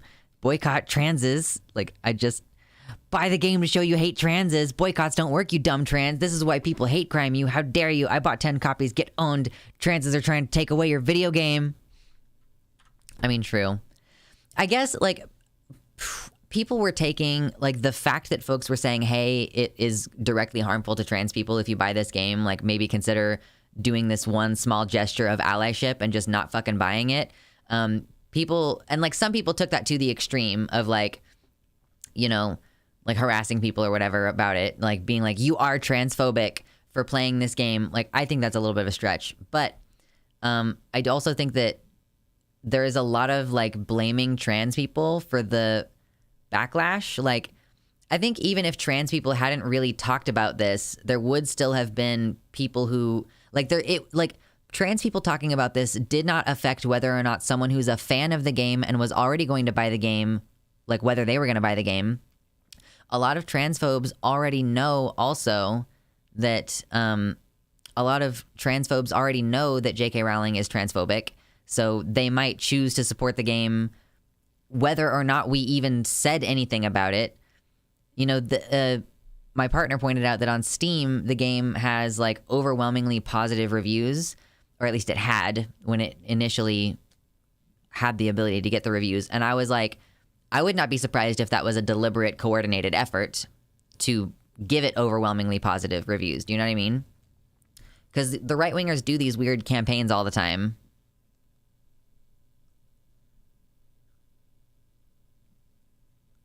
True, most modern corporate marketing departments know how to farm outrage and convert it into sales revenue. It's a very unfortunate science. Like the show Velma, it's just obvious fucking bait. They baited woke scolds by making it super edgy, and they baited people who hate wokeness by like making it have people of color in it, you know? But like in so doing, like the attempt to outrage market on both sides, they just made something that was like very not Scooby-Doo. Yeah, no one took the Velma bait. No, people did take the Velma bait. People hate watched Velma so hard.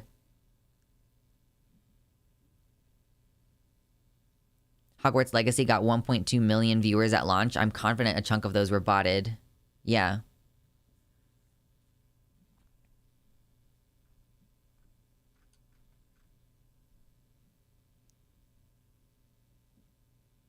Oh, but no one defended it. Yeah, I think it, but yeah, it was still like an outrage marketing success. The Velma show was.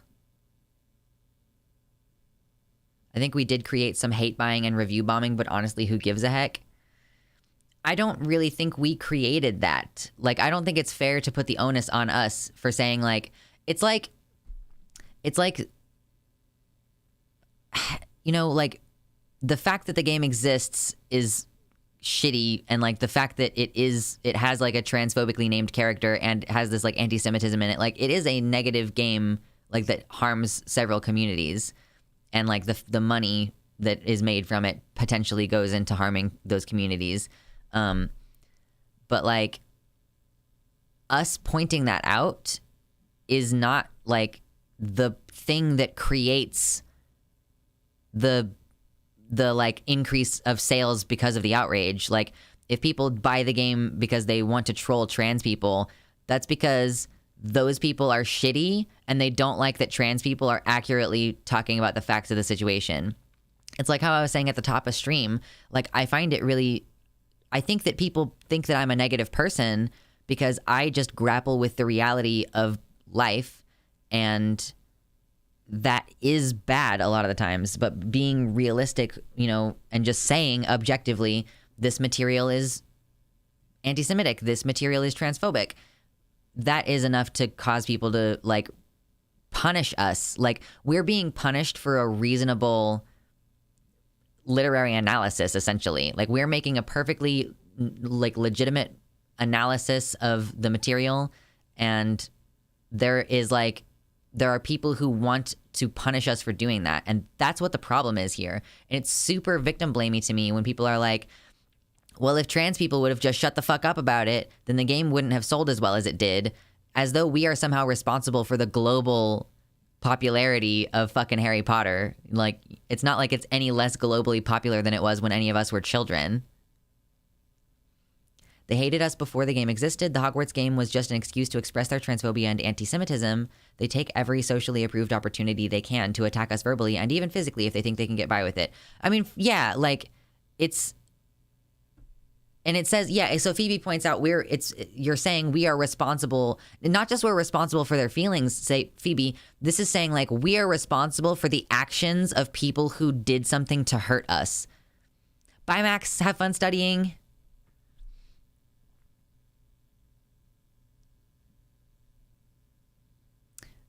Yeah, the Wizarding Society is very discriminatory. It's not a good time. Trans people making the most basic critical analysis of the game made no real difference to the popularity of the game. The worst is when people tell you to separate the art from the artist, as if art does not directly inform cultural changes. If anything, art and video games, etc., are where cultural shifts should take place. I mean, they are very influential. And the thing is, like, at a certain point, someone's toxic ideology, if it's permeating the entirety of the material, then it's like, what good are you even really getting out of this? It's mostly your nostalgia for the idea of a better world. But, like, now that you're an adult, you should be able to recognize that, like, the story that you thought was so great and perfect was actually kind of a fucking dystopia. Like, Harry Potter is dystopia, right? Like, it's presented as something that's perfect and amazing. And everybody, you know, with magic, everything is possible. Everybody has food. Everybody, you know, you have the power to protect yourself when you have magic. And you have the power to accomplish great things. And at the same time, the society is built on slavery. The society is built on an entire classes of second-class citizens, like an entire species of second-class citizens, effectively. And a lot of very shitty stuff. Like, I don't know, man. I don't really need to go on and on and on about fucking Harry Potter.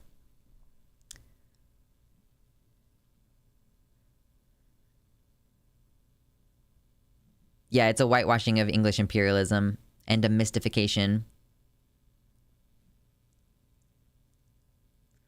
I told people not to buy the game, so they would buy the game and hate me and then blame me for the sales. That makes total sense to me. Yeah, totally. I'm not saying we created extra harm through talking about how game equals bad. I'm just saying that there were some instances of people using our criticism as justification. Hey, I want to tell you a secret about those people. They're fucking liars. Like, they can say, oh, like, I did it. I mean, I guess, like, if they earnestly come out and say, like, I did this to trigger you, lib, then it's like, all right, well, money well spent, I guess. Have fun with that. Like, it really doesn't materially affect me, like, in this moment. Like, you want me to be triggered, but I'm not. So have fun with that. Magic. What is that? It's a Shia LaBeouf. Like, magic.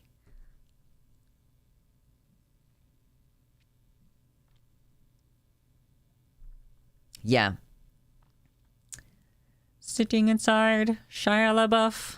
Isn't the game also, like, shitty? Oh, yeah, it's terrible quality. Hello, Ellie Catfox. Welcome to the chat. How are we doing? Yes, actual cannibal Shia LaBeouf. That was the reference. Rob Cantor had some other very interesting music, too.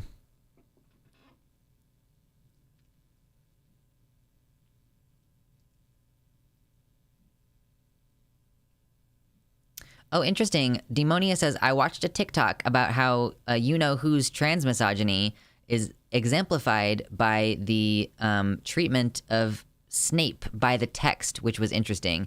Do you think that Snape is like like a trans woman or something?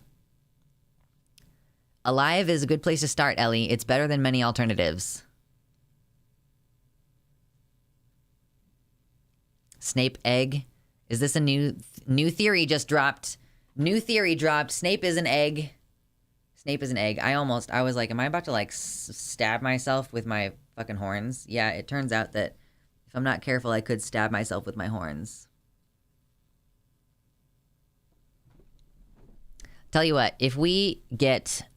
Here, I'm going to change this really quick. I have the horns on. If we get to 150 on the donos today, then I'll put on the scales makeup too, and we'll complete the look. Actually, fuck it. If we get to the dono goal now, it's when it's $150. I will put on the wings as well. I'll put on the wings and do the scales. We'll do a full look. And then we'll start talking about we will start talking about Philosophytube soon. I've put it off for almost 2 hours now. Snape FTM. Is it FTM or would it be like he's a trans woman who's closeted? Turns out all the characters in Harry Potter are trans. What a twist.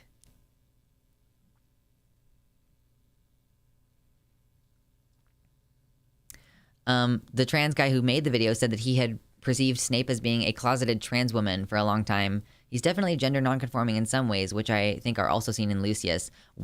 I mean, they both have long hair, but that's kind of the only thing that I can think of. Harriet Porber. Harriet Porber? Oh, yeah, I've seen this. Okay, yeah, I'll keep a tab open for that. Oh, yeah. You are insane people. You people are ridiculous. Thank you so much for the $50 dono from Divinity. You said the full look. I did say the full look. I'm going to have to take off the horns temporarily in order to put on the makeup. Yeah. And then Decoy Duck immediately after that with the gifted tier 1 subs. Thank you so much. Mayo side. All those people who just got gifted subs, enjoy your dicks. In case anyone wants to see it. Oh, okay, cool. Thank you for the link. What do you mean, you people? Oh my god, did you guys see that Tropic Thunder Discourse is back? New Tropic Thunder Discourse dropped. It's the same fucking conversation we've been having since 2008. 2008. Tropic Thunder came out right before Iron Man. Tropic Thunder, yes, it's a funny movie. Dicks. Apparently in the book, the Dumbledore character goes, by the way, I'm gay. I just wanted to say it here in the text instead of having the author say it on Twitter later. True.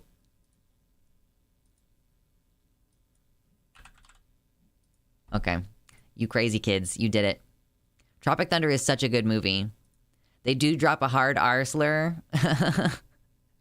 Not the N-word. They just say the word retarded a lot in that movie. So there's that, you know, which is not great, I guess. But it's a good time otherwise. Never go full R slur. Exactly. The same discourse with It's Always Sunny. It's like supposed to be bad. Like it's supposed to be wrong. Okay, I said I was going to do things. So let me go find my wings and I'm going to grab my eyeshadow and my mirror and we'll do the full look. Okay. So I'll be back momentarily.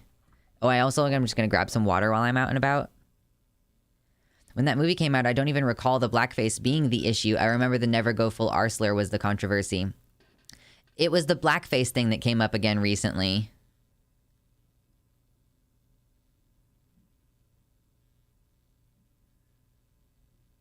Only example of blackface being done in a relatively inoffensive way. It's not offensive. I mean, well, it's offensive to people in the movie. Like, it's not like it's just a white actor being a black character in the movie. It's a white actor who in the movie is a white actor being a black actor or like being a black character and like going way too method with it, you know? And like people in the movie are like, what the fuck is wrong with you? Why are you doing this? Stop it. It's weird that you're doing this. Like the whole movie.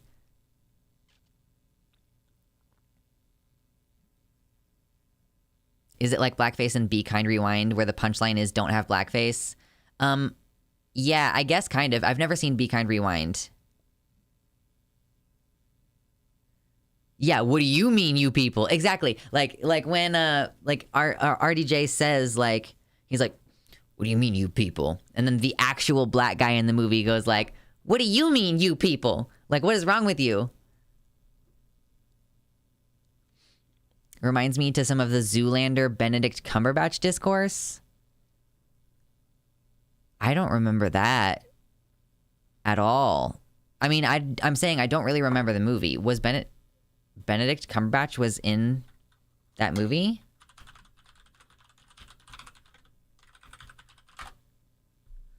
Oh, yeah, he plays like a weird genderless person, right? Like that's the idea. It's in the sequel. Yes, okay. When the black guy says the N-word and RDJ grabs him and holds him tight and whispers a whole spiel about the hundreds of years of harm that word has done. Yeah, it's so absurd. Okay, I'll be right back momentarily. I'm going to grab some water. You all should grab some water. Grab a little snack if you need to. We will put on the Luke. And then we'll probably switch over and start watching Philosophytube. Brianna, thank you for the $10 donut. What do we get if you hit 200? I don't have anything else I can give you today. Oh gosh. Thank you though. Blackjack auditions for the part of the Fats Waller for the community documentary project and he's turned away in blackface. Yeah, but none of these guys are fat.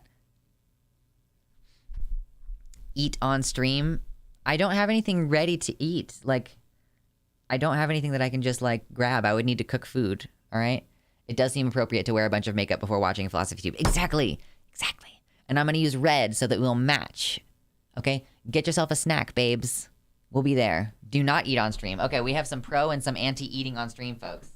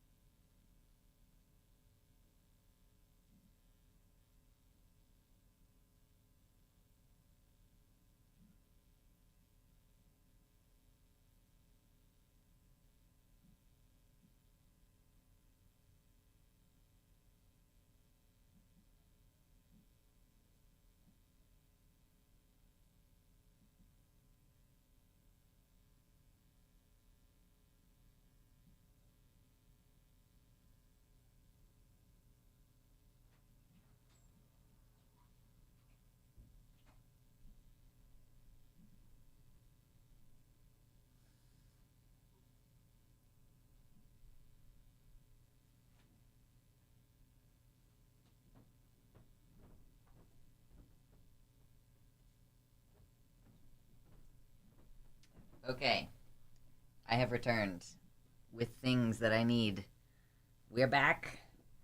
Ooh, thank you all for hanging out. By the way, if you've not yet hit the like button in here, consider hitting the like button really fast. It's free. It's quick and easy. Super chill. It's an easy way for you to help the channel out. How am I going to do this? What am I wearing? Should I? Like, am I just going to do this over the over the hoodie scuffed style? Maybe. Oh, man. You could put your Fansly on discount for a few days if you hit 200, just saying. I mean, I guess that's true. I don't do sales on there very often. But I also don't post very often, so maybe I should do an incentivizing sale to get some people back on board. Because I know that I stopped posting as often and probably lost a couple of subscribers. But I want to get back into it and do more of these. It's fun. And especially since I'm going to be... like, working out, I'll probably want to track my progress. So my Fansly is not for nudes, to be completely clear. I have a Fansly. It is for cute outfit pictures, and that is all. It is not for nudes. Wait, where does this need to go? These need to go further down. What's a Fansly? It's kind of like an OnlyFans. It's a subscription for, like, specific types of media, you know? So I post pictures. Some people post videos there. I don't do nudes. It was someone in a YouTube chat that I was responding to who was like, you have a Fansly? And I was like, I want to be clear. I don't do nudes. It's cowardly OnlyFans. Yeah, I don't want to tell people that I have an OnlyFans because I don't want them to think that I do porn because I don't. What's the difference? They're just two different sites that host the same kind of service. they're competitors. Like OnlyFans just has a more name recognition, but they're both the same functionally, like the same thing. Ooh, yes.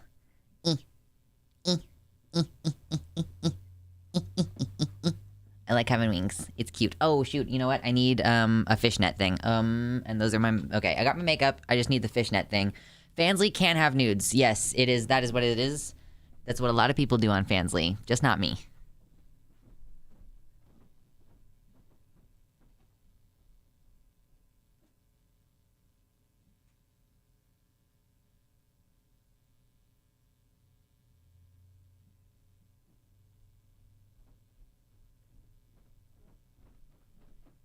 Okay, now we have everything we need. Didn't they try to ban porn from OnlyFans a while ago? Yeah, I think that they did, and it did not go very well for them. Mama Mephistopheles says, "I do porn. Y'all can think about that about me because it is facts." Yeah. Fansly is where many OnlyFans people went when they were gonna ban porn. That's probably what kicked things up for them, for sure. Conyer always says safe for work Fansly. Might cut down confusion to add that or other similar descriptor when you talk about it. Yeah, that's probably fair.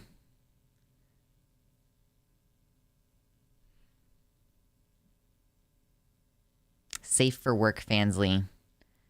I have a clothes on Fansly. And part of the point of the Fansly is like, oh, check out these cool outfits that I'm putting together. Someone actually got me a skirt off of my Fansly, like, Amazon wishlist recently, and it is just a bit too big, so I need to take it in, I think. Or actually, I don't know, like, could I just like send it back and have them send me the correct size? I just had the wrong size on my Amazon wishlist because it's hard to buy clothes. Yeah, it's difficult to buy clothes online. What am I doing? I need red. It's time for red. You all suggested red for Alex Straza at some previous time, which I have not cleaned these brushes since the last time I did this.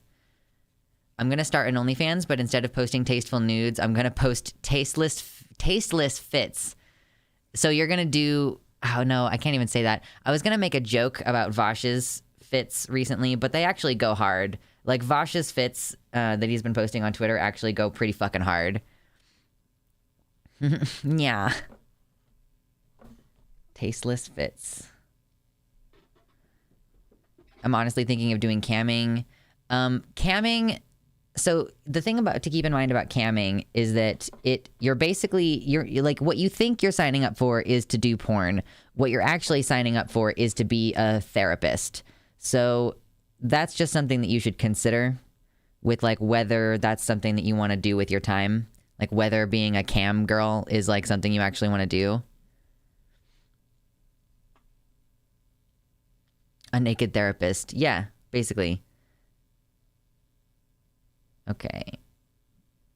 Wait, should I get my mirror, maybe? Or am I going to be able to just do this way? Can I just... Okay. So I'm putting the red underneath because I want to have, like, an undercoat kind of thing happening. And then I'll put, like, a charcoal color above it with the fishnet so that the red will show through underneath. I'm not sure how far I want it to go up. So something like that, maybe? Do we think? It's not too imposing.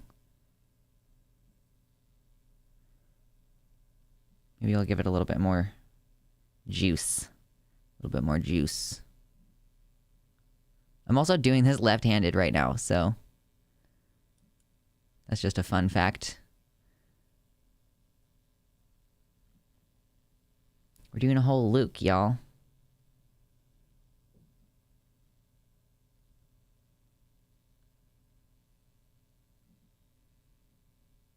I will say playing piano has really encouraged me to start using my left hand more for stuff.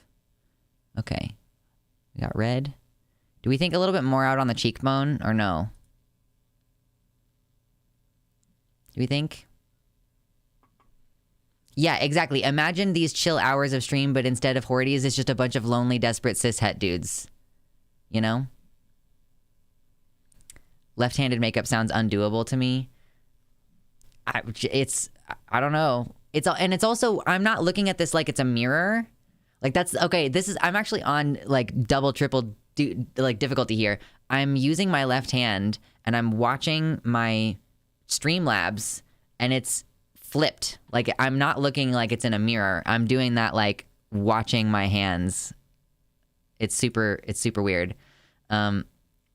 Anyway, yeah, what do we think? Do we think more on the cheekbone or do we think we want to keep it like localized to the side here? I'm the lonely, not really cis het man. Oh no.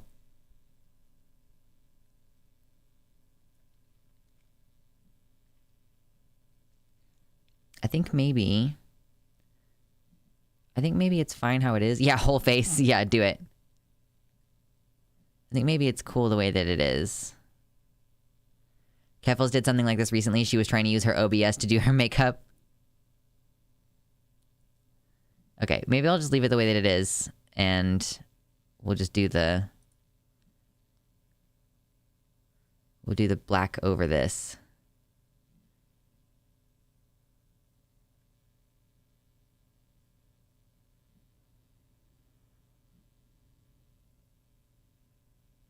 Just blending it out a little bit. Okay. And then, do we want it anywhere else, do you think? Like, maybe a patch over here of, like, scaliness, maybe? Not that you guys see that side of my face very much, but that is, like, one of the closer things that you do see. Yeah, maybe just like, up here a little bit. Yeah, that sounds good. I'm having fun. Okay, now I'm gonna actually use my dominant hand. Like, okay, let's...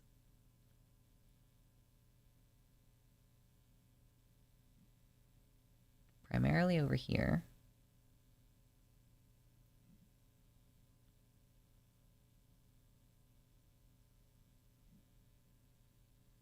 Okay, I'm getting an idea of what I want this shape to look like.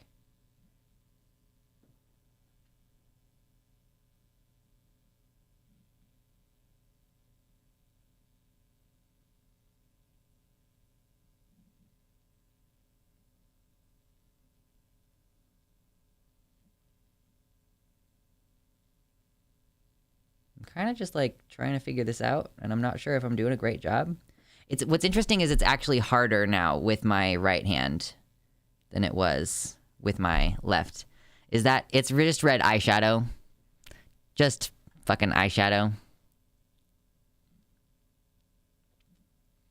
You can do multiple camera angles like Jordan Borden Peterson. I mean, I feel like, yeah, I mean, this is working okay. Darker over here.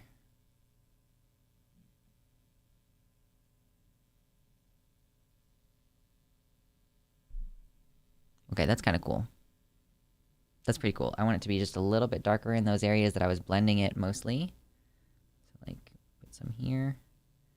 And then blend that back out. Okay. This is something. This is something. Okay, now we're gonna do the actual scales. Okay, I'm excited. Oh, this is fun. Okay. Where did I put the fucking fishnet thingy? Where is it? On the floor. Okay. So now here's where the magic happens. Please give me my things. Okay, cool.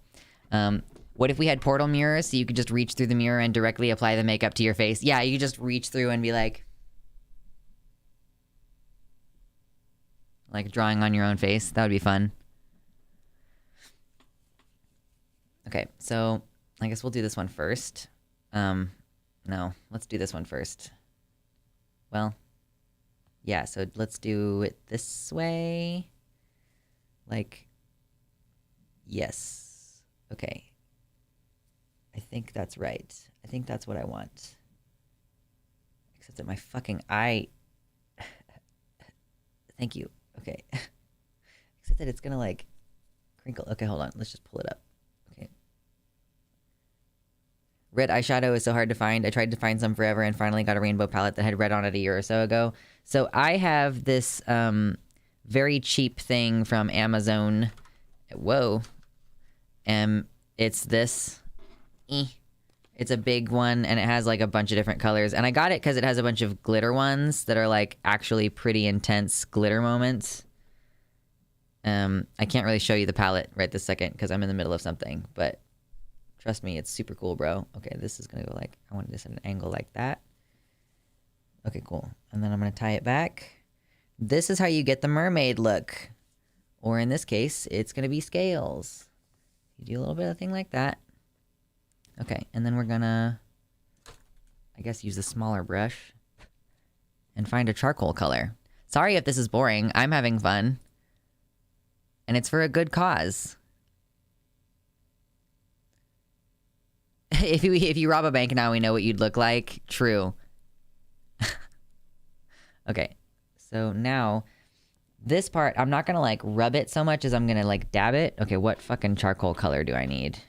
Okay, now I have two hands I can show you. This is the whole palette. So it has like a protective film over it, but otherwise it doesn't really close. Hollow's cool with it? Nice, yeah. Hope we're having fun. So now, okay, I have to choose my charcoal color. What's gonna complement the red? Like, what kind of undertone is gonna complement the red? And like, do I want to use the darkest one, or do I want to use a lighter one?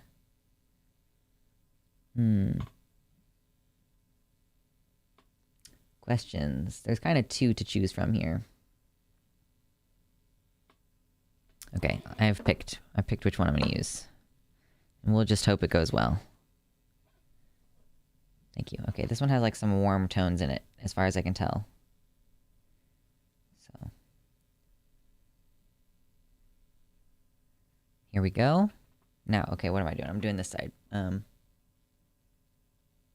gonna dab. We're gonna dab it instead of rubbing it in. So that we don't shift the, we don't want to shift around the fishnet a whole bunch. Just doing this. Okay. I love how I do stupid shit like this, and then I like don't put on real eyeshadow, I don't put on eyeliner, I just do goofy shit like this. Or like I will put on lipstick on my top lip and that's it, and also not do an eyeliner or eyeshadow look for that. Okay. Oh, this is so fucking cool. I love how the results come out from this, like, it's just really neat. I don't want to do it too dark, but I also don't want to do it too light, so I'm just going to give it a touch more.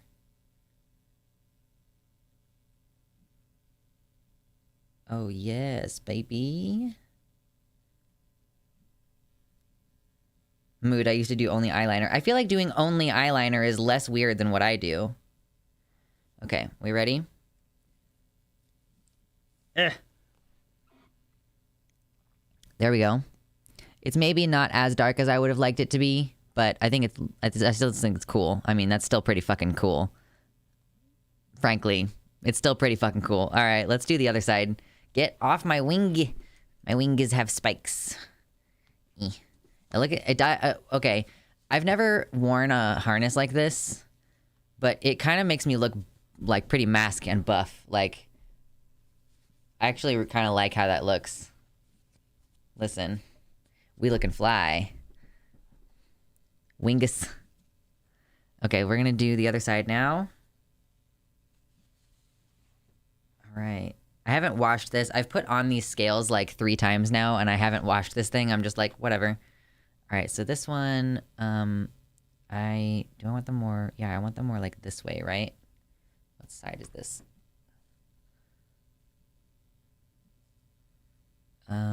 Yeah, I want it to be way more like up and down on this side, I think. Okay, that's not really gonna...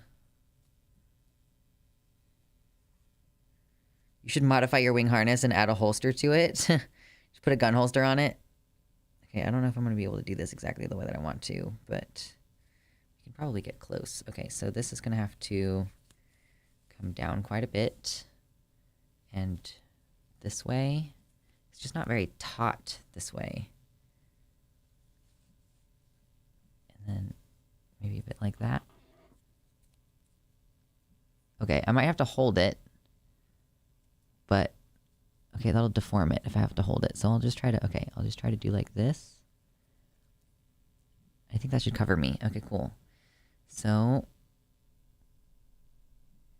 try to make sure to do this side a little bit more dark, perhaps. Whoop, getting a little bit out of my range there. Yeah. Thank you, Arden, for becoming a member over on the YouTube chat. I appreciate that. It's much harder to do this with my right hand than it was to do it with my left earlier. That's very interesting. Can I switch hands responsibilities, please? Woo! I threw it on the ground. I'm not a part of this system. Duh. Okay. Okay, yeah, that's much better. That feels way better. I wonder if I should start painting and if I should use my left hand to do it. Because, yeah, like I was saying earlier, like the piano really incentivizes the use of the left hand in all kinds of other activities. And I already have made a deliberate effort to try to be more ambidextrous. Like, that's something I deliberately clean with my left hand. Like, I do all kinds of stuff with my left because it's important to me to be a little bit more balanced. Okay. Please, I cannot see. Okay, cool. There we go. Ooh, baby. Yes. Let's go.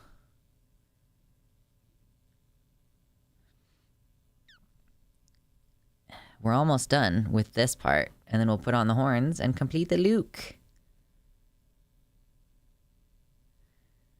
I just wonder if the red is going to come across, like, demon-y as well. Like, the goal of doing the makeup is for it to not come across like I'm a demon. I want it to be obvious that I'm a dragon. The green was a little bit too lizardy, I think. And, we'll see how this red looks.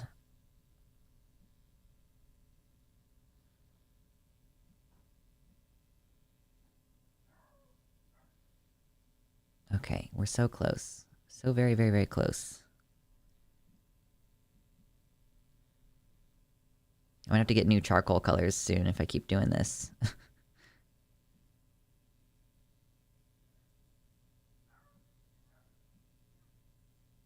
Okay, I'm not gonna keep doing this. I'm gonna finally stop now. I thought you were left-hand dominant. I am not. Okay, we got a little bit outside the lines here. Not too bad, though.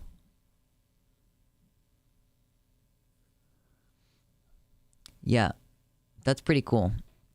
I like how that turned out.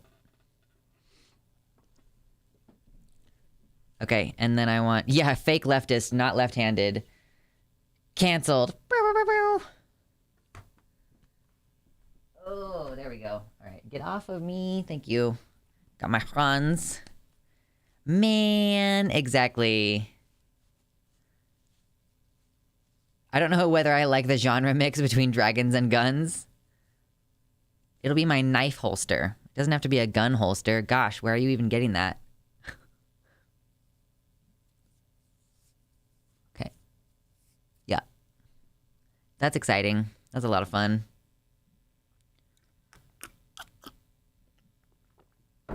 Maybe some gold details? What do you, like, where? Also, do I have gold? Like, what do you mean? Like, gold details where? And then horns time. The Steven Crowder of Dragon Streamers? Yeah. Oh, Crowder. Why does he have to ruin everything for everybody? You gotta ruin cross-dressing at Planet Fitness for everybody?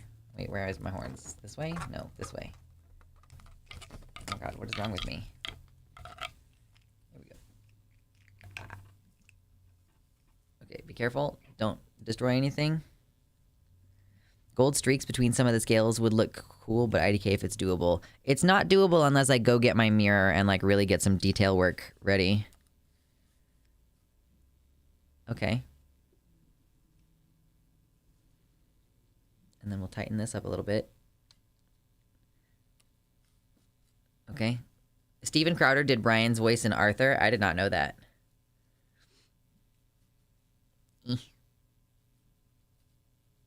Trying to get the horns right. Okay. Are you stuck? Are you going to stay? Okay, there we go. Now it's done. The Luke. The Luke is complete. That's what this is.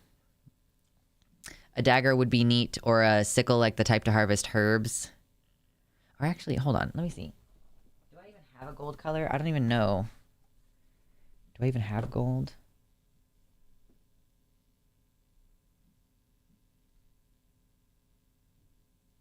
You know what I might do? I'm gonna... Yeah, I think that highlights would be kind of cool. But... So I'm gonna try something. I need a different brush because I don't want to use either of these brushes for those other ones that I have. Hold on.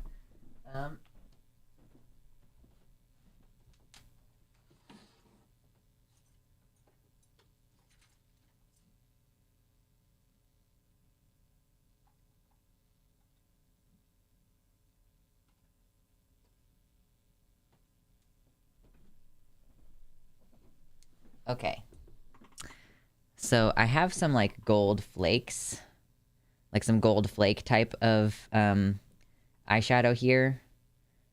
You know, I do. The only other thing I need is I'm gonna grab my mirror. I'm gonna grab a mirror and I'll be right back. Okay.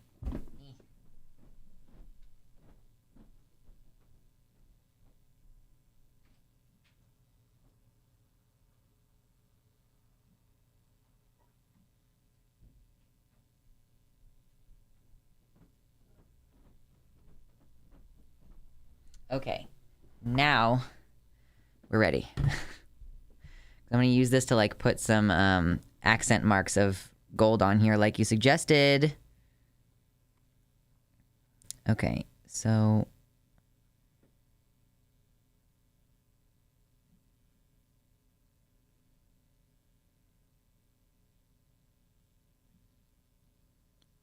just gonna kind of focus on this for a second. Again, this is left-handed application. Just give it a little bit of glitter. Give it a little bit of glam.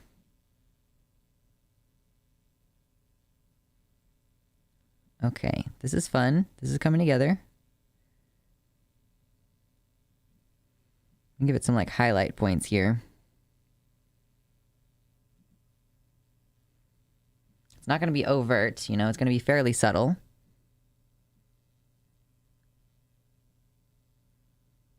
Try not to fuck up my scales too bad. Okay.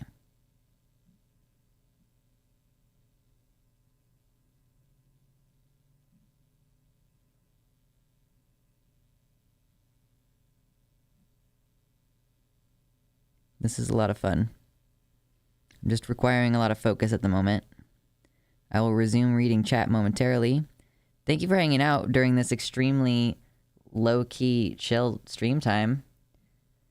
I was starting to think that my content only had value when I was talking about serious politics stuff, but maybe it turns out that it might actually be more valuable that this is a place where we can come hang out and chill and talk about stuff that isn't that. Okay. I'm almost done highlighting over here because I don't want to do too much.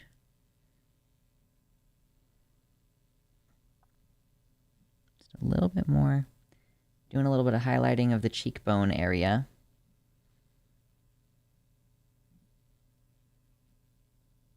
Okay, there we go.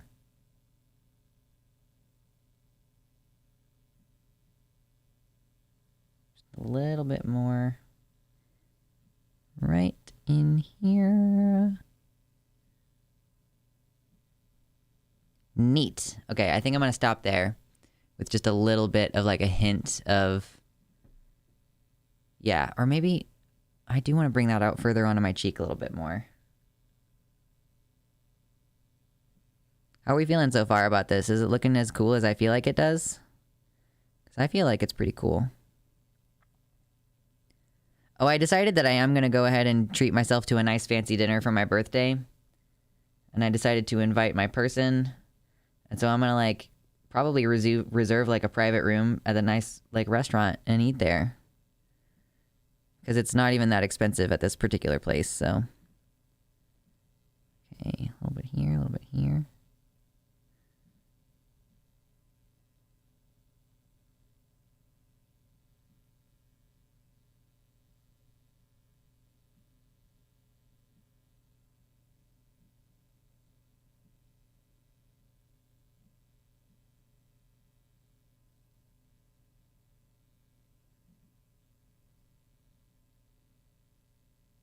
Yeah, that's pretty cool.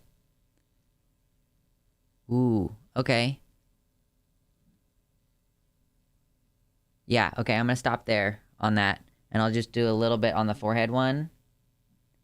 Because you guys aren't gonna see that side nearly as much.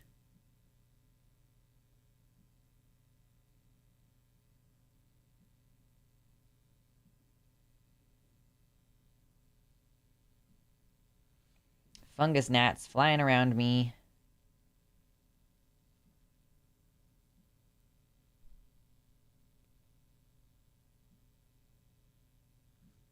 Yes, and I promise we are going to start talking about Philosophytube and watching the video after this brief delay of putting on makeup.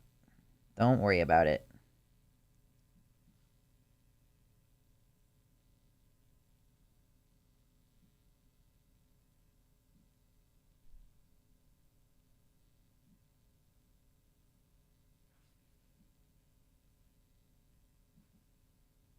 Okay.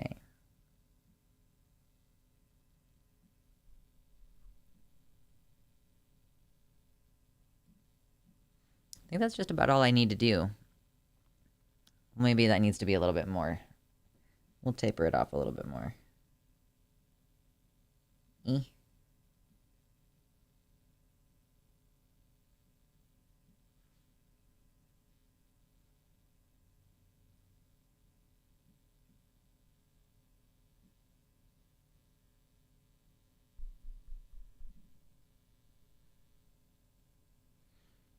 Okay, cool.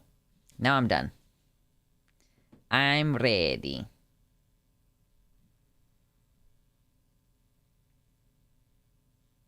There ended up being more on this patch than I wanted there to be, but I'm also just kind of done working on it now, so we'll deal with it. I'm gonna do my makeup during the Philosophytube segment. All right, well, we're basically there.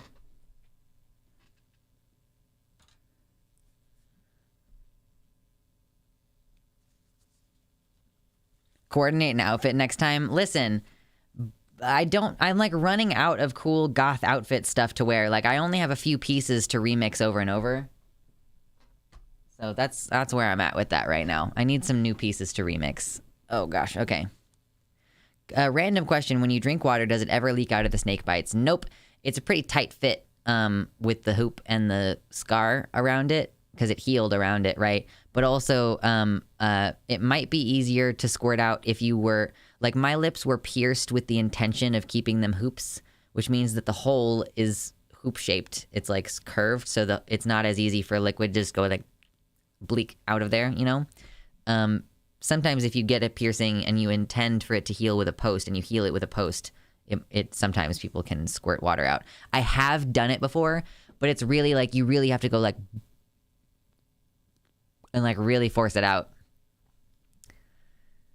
Yes, the chill streams are good.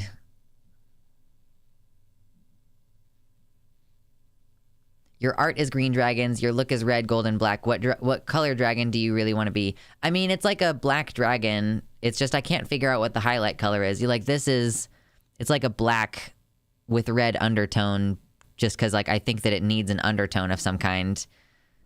You know, that's kind of where I'm at with this. Anyway...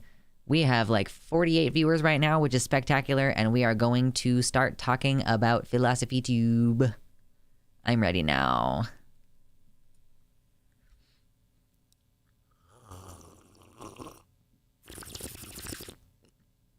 Hello, Ellie. Welcome in to the website. Thanks for hopping ship over from the YouTube chat over to the website. We are the real ones here.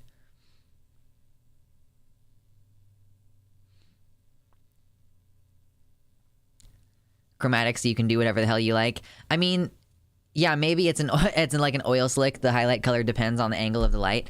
Do they make oil slick type eyeshadows? Because that would be the optimal. I guess you wouldn't even need it to really be fully oil slick. You would only need it to shimmer back and forth between like something like green and purple maybe, and that would be enough. Do we have oil slick eyeshadow? I mean, you might have to like layer it. You might have to actually layer it yourself. There's one. Oh, okay, that doesn't work. I might have to just look into this a little bit further, because that would be pretty cool if it were like a rainbowy, shimmery oil slick thing underneath my scale color so that it does actually reflect differently at different angles. That would be fucking cool. This might be harsh, but the black with red under does look like some bloody bruises at a distance. I kind of thought that maybe a little bit. I'm like, just experimenting. We'll see. This is not going up on the channel. This is just going to be for us on stream to hang out. So, yeah. We're figuring things out. No worries, Ellie. You're welcome to go back and forth between the website and the YouTube chat. I know several people who do that. You can totally find single pots of oil slick eyeshadow. If you know of any, Denver, link them to me, please. Because I'm into it. Okay. Let's open up youtube.com/philosophytube. The harness does seem to make your shoulders look wider. That's cool. And you know what's even better is that I'm gonna start bulk training this year. Like, actually, I think that I should just make the commitment and say I'm gonna start tomorrow. Like, I'm gonna do my shit and start tomorrow. Man, it's so weird to fit everything into a schedule once you actually start having a lot of shit to do. And you're like, well, I want to do this. And you're like, well, I want to do that. Like, well, I have this responsibility and that responsibility. It's best for me to do this at this time of the day or this time of the day. And like the best time of the day for me in the evening is or in the afternoon is to go to the gym. But I also have a different responsibility on Mondays around that same time block. So maybe I need to move that. God damn it. You know? Jacked Lux, Jacked Lux, Jacked Lux.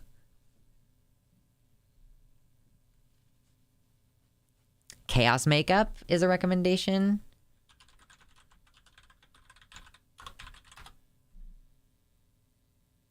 Okay, I'll check them out. I have the YouTube thing or have the thing open. Popping in to like the stream. Thank you, Charlotte. Make sure you like the stream on the YouTube page. Even if you're on the website chat, you might need to double check over on the YouTube page that you hit the like button. Anthony says, you look so awesome. My phone literally started to overheat from it.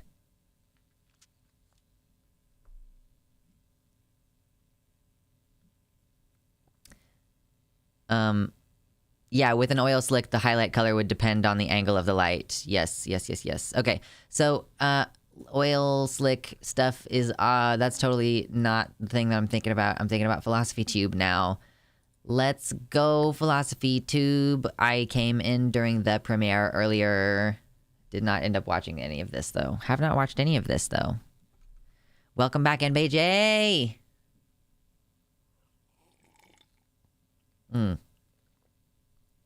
Yes. I finally took a good enough picture that was like nice enough to replace my a picture that was good enough to replace my Twitter profile pic, which has been the same for a long time. Welcome, Lucid Dreamer. And that pic was like, you know, it looks really cool that I look so muscular in my muscles. Very jacked, tiny, skinny person is going to be the goal here. Okay. Headphones. We'll try to get our volumes in order.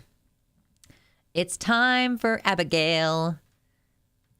Okay, saddle up, class. It's time for philosophy. 105? I don't know, 501. How does that work? Many people are saying this, yes. Muscles. I bet Elon calls them his muscles. Listen, it's adorable to switch the order of words. It's adorable. There's nothing wrong with it. Or the order of letters and words, or to mispronounce things on purpose. Chipotle, Muscles, Kniffy, Skizzers, this is a good thing. It's a good thing.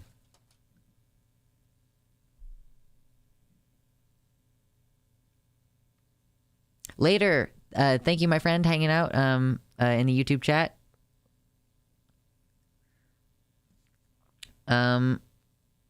Jalapeno.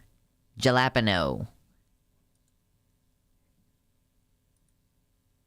I don't think I've ever pronounced scissors the normal way at home. It is always skizzers.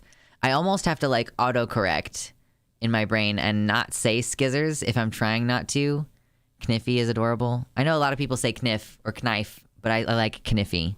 That is the ultimate way to fuck up that word. Okay. The rich have their own ethics, effective altruism, and the crypto crash, featuring Finster. Oh dear, Denver, what did you do? Oh, you sent a link? Okay. There you go. I appreciate the link. I will have that open for later now. Sephora has one. Okay. Ooh. Yes. Ooh, yes. Some of these are really good. Can you see them in motion, please? Is there going to be sound? Please let there not be sound. No sound.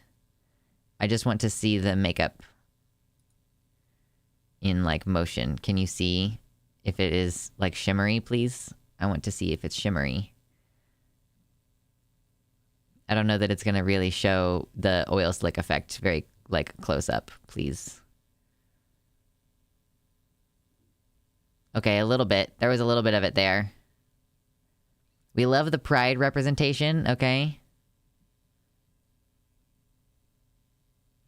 Neat. I'm excited. That's not the kind of thing that I can afford right now. Well, I could expense it out for the show, actually. So, yes, I can afford it. Technically.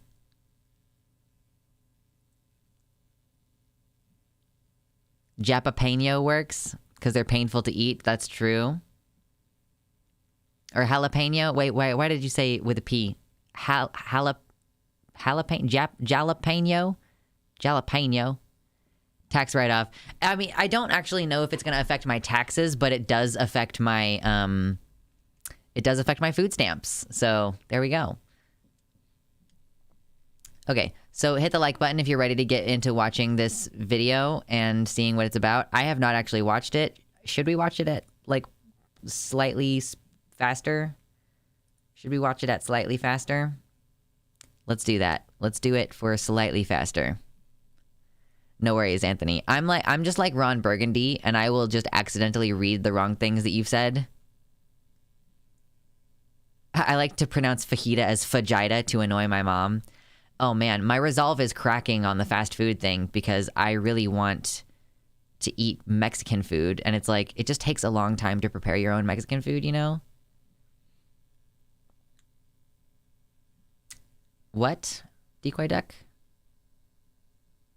Okay, we're gonna play this slightly faster. It's literally jalapeno in Spanish anyway. I'm Ron Burgundy? Tacos have a terrible assembly time to eating time ratio. I mean, and also barbacoa takes so much effort and time to make. Any of those things take a huge amount of time and effort to have these. It's all of these products are things avocado guacamole thing. It's a whole process to make guacamole on its own. IDK, if I'll stick around for this, I watched it last night. I mean, yeah, no worries. First time I tried an edible, my friend was making tacos, and I went into the kitchen and completely forgot how to assemble a taco. I was I would never make it out of Taco Bell. I love Taco Bell. It's so yummy. And it's gross, but it's so yummy, and I love it. It used to be much less expensive, though. Why is it so expensive? A lot of the time nowadays, if I do want fast food and if I do give in, I'll go to get the biggie bag at Wendy's, even though the bread and stuff. It's like a clearly inferior product, but it's a decent amount of food for only $5. So you know how it is. Okay, let's do this thing. Make sure volume is Several good. years ago, I was invited to be the ethics consultant at a banking conference. They put me on a business class flight to a luxury hotel in Madrid. They didn't pay me, by the way. I'm guessing that was the payment. Where over several days, I and the other attendees discussed how we could fix the various problems facing the world. Healthcare, debt, financial collapse. Until the final I've decided that she needs to be regular speed. day when I closed out the conference by giving my keynote speech.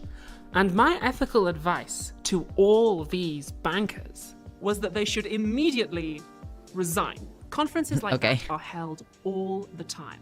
At the top end, you've got stuff like the World Economic Forum, the Clinton Global Initiative, the Social Good Summit. Further down the list, there's the thing that I went to. Rich people have been trying to figure out the most effective way to get rid of their money for a long time. And there's a new movement trying to answer this question, called effective altruism. She sounds strange sped up. Yeah, no, I agree. Chat is bumping. We're talking about effective altruism. All right, we're only 1 minute in. She's like, it's really, you know, she just kind of carries things through this way. Later, Mama Mephistopheles, have fun and go to the grocery store. I'm going to go later this week, I think. It was going very well until last year when one of its big members took a big fall. The once crowned king of crypto, now adorned in handcuffs. Former billionaire FTX founder Sam Bankman-Fried arrested in the Bahamas today following the historic financial collapse of his massive cryptocurrency exchange. Oh shit. Sam Bankman-Fried was close friends with a philosopher named William McCaskill, who helped found the effective altruism movement. The fact that SBF was part of the movement helped him gain credibility. I agree, Gayfesh. It is very unfair how attractive Abigail was both pre and post transition. Like it's just ridiculous. It's absurd. I mean, it's just a good looking person is going to look good no matter their gender is kind of like the thing that I've learned. And like people who don't look so good as their assigned gender often become more attractive when they transition anyway. Like, so it's kind of like there's no negatives. I don't know, like, that I think very many trans people are ugly. Like, I don't really think that I perceive that. It might just be me. And investors. And now that he's facing jail time, it's worth asking the question, is effective altruism to blame? In this video, I'm going to tell you what effective altruism is and how it tied in to Sam Bankman-Fried's rise and fall. I'll give you a detailed review of McCaskill's best-selling book and also talk about another idea called long-termism, which tech billionaires like Elon Musk... Her voice is a lot more relaxed, is something that I'm also noticing, is that she... oh, wow, that was a great pause. That was an excellent moment to pause. Oh, man. Excuse me. But, yeah... I forgot what I was saying. I got really distracted by how pretty she is. And her eyes. Sorry. say is the future. Her ideas are very important. Also, she's very pretty and that can be kind of distracting. Of humankind. It's a story that'll take us from Oxford University to the Bahamas and back. A story about charity, ethics, crime... Oh yeah, I was talking about her voice. Because like if you go back and watch the social constructs video, her voice is so high. Like she's pitching it up so high. And now she is, her voice is much more relaxed in pitch. She's got it all in her mouth figured out, but like it sounds like much more relaxed now. Her ideas are almost as good as her cheekbones. Rude. Oh no, I'm knocking things off my head because I had an itch from my wing. Why are you touching me? Why is there itchy back here? Did I hit my head on something? Oh man. I got a weird thing. Oh, maybe I have a fucking pimple on my scalp. That always sucks. Okay, anyway. Mr. Beast, technology, and history. And it all starts with a little bit of philosophy. Let's go. Download the knowledge into my brain, mommy.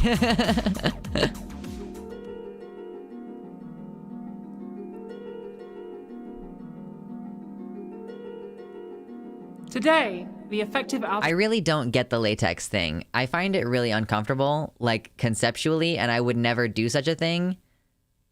Her gender fucky looks are not as distracting, TBH. Yeah, I mean, like when she's just being a lady, she's very, very, very attractive. But She loves her latex. I don't really get the latex thing. It is not something that I could ever imagine. Keep in mind that latex really seals in the flavor. True, yeah.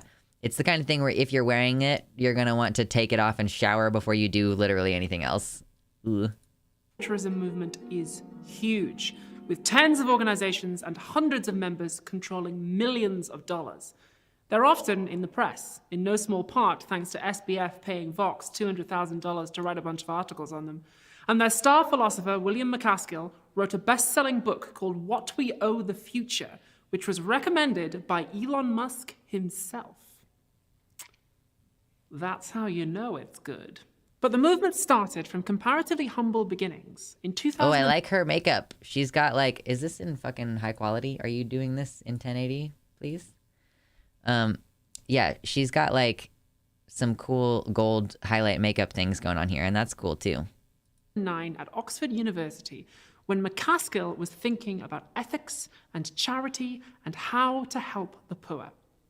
And yes, I am going to continue pronouncing that word poor because I am from Newcastle, and I'm going to continue pronouncing that word Newcastle because that's how it's friggin' pronounced. Let me walk you through Okay. an example of the way effective altruism thinks. It does look like a circuit Twitch board. streamer and friend of the show, Finster, recently announced a $50,000 giveaway to help trans people in the UK get better healthcare.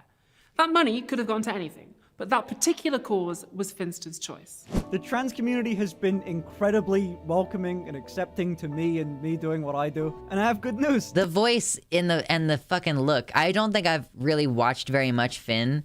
I've only watched that one video of Finn being on like Omegle and meeting another femboy, and the other femboy goes like, "Why are you so fucking ugly, bro?" And then like they both laugh, and that's like the only time I've really seen Finn talk. So it's just so strange having seen mostly pictures of him.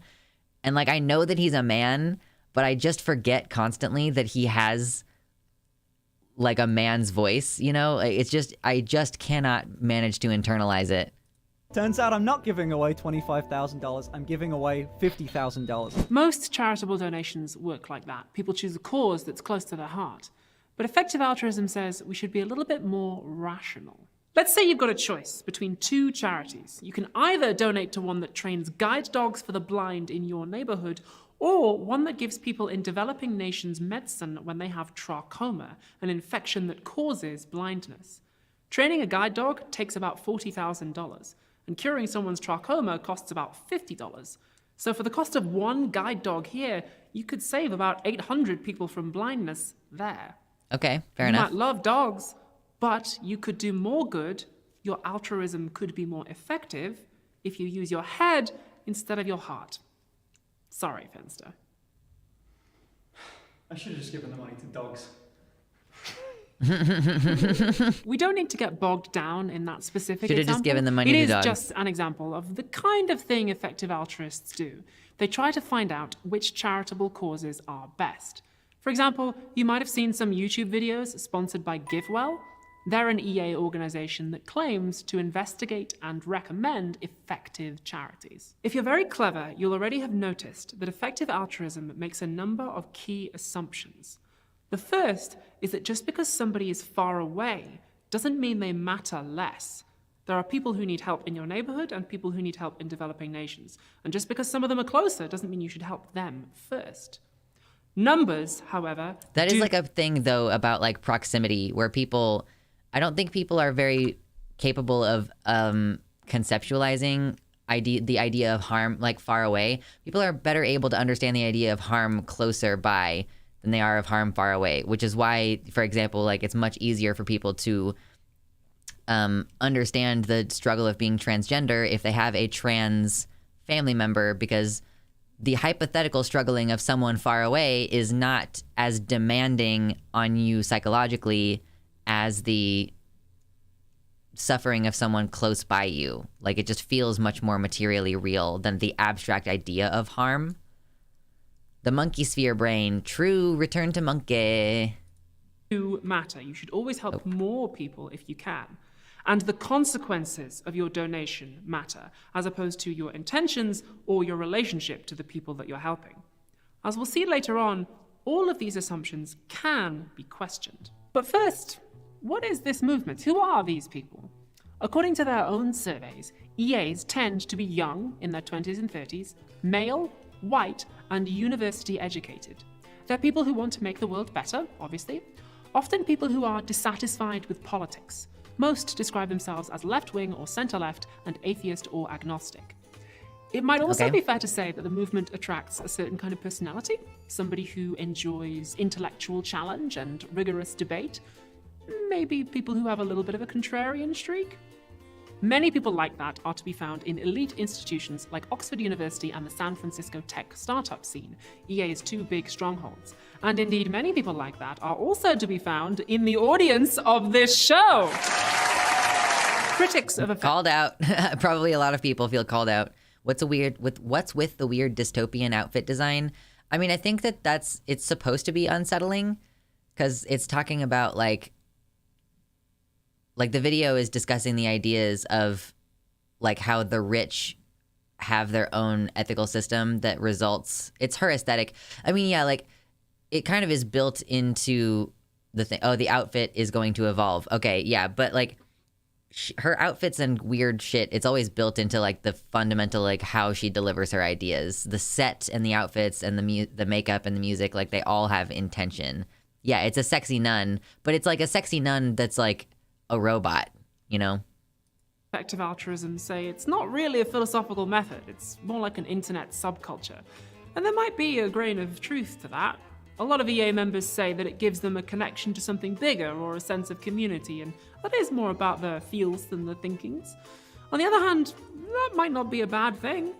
If your college-age white son tells you that he's gotten involved with an internet subculture, there are definitely stranger things he could be doing. A lot of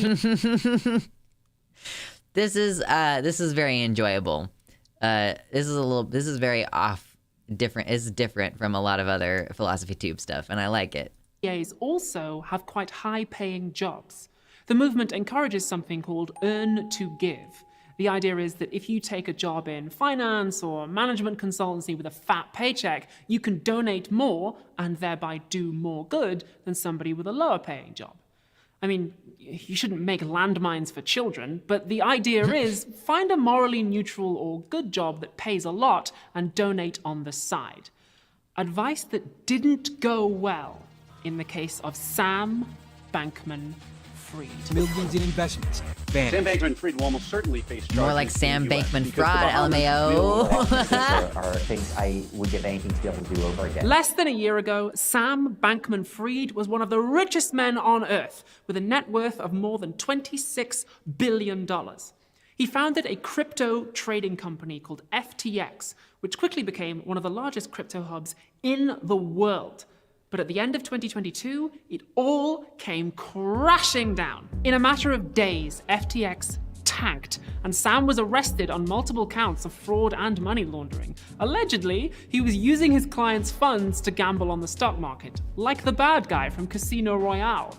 And when authorities finally caught up with him, they found him whipping Daniel Craig's balls with a length of rope. The collapse of FTX may have sent crypto into an irreversible decline, only time will tell. And it also sent ripples through the effective altruism movement.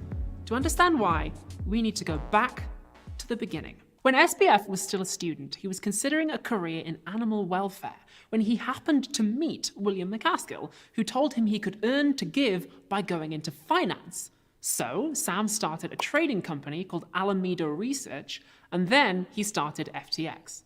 He let his ex-girlfriend run Alameda whilst he ran FTX from the Bahamas. Because it's just so nice there. You know, I'm sure the fact that it's outside American Financial Authority jurisdiction had nothing to do with it.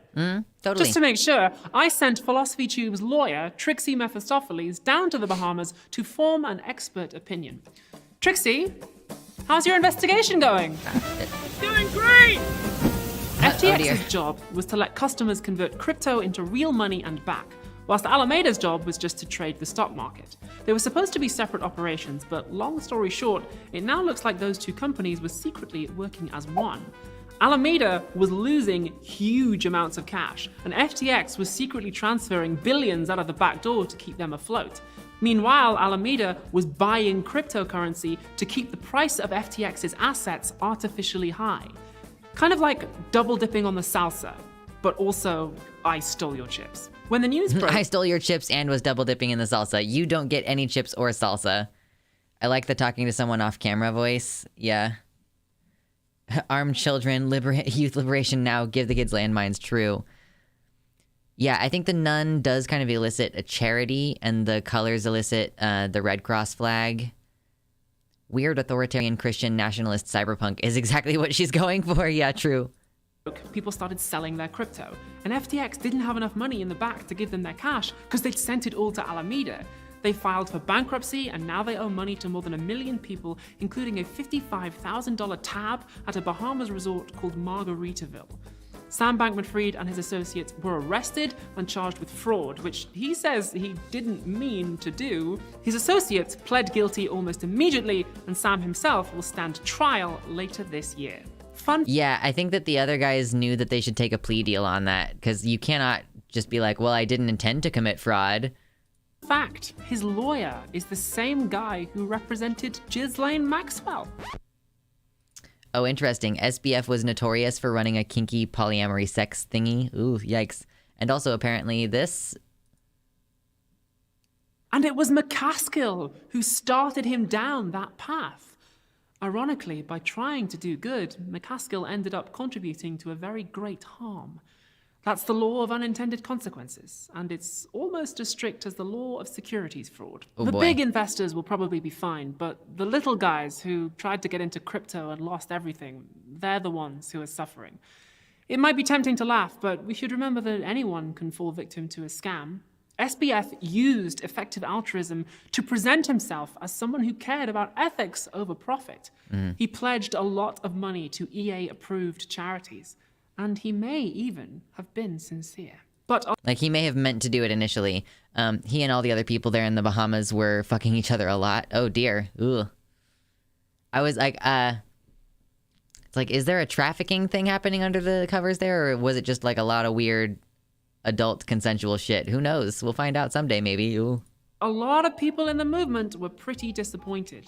It looks like the money he promised to charity isn't coming. At least not before somebody pays back Margaritaville for all those pina coladas.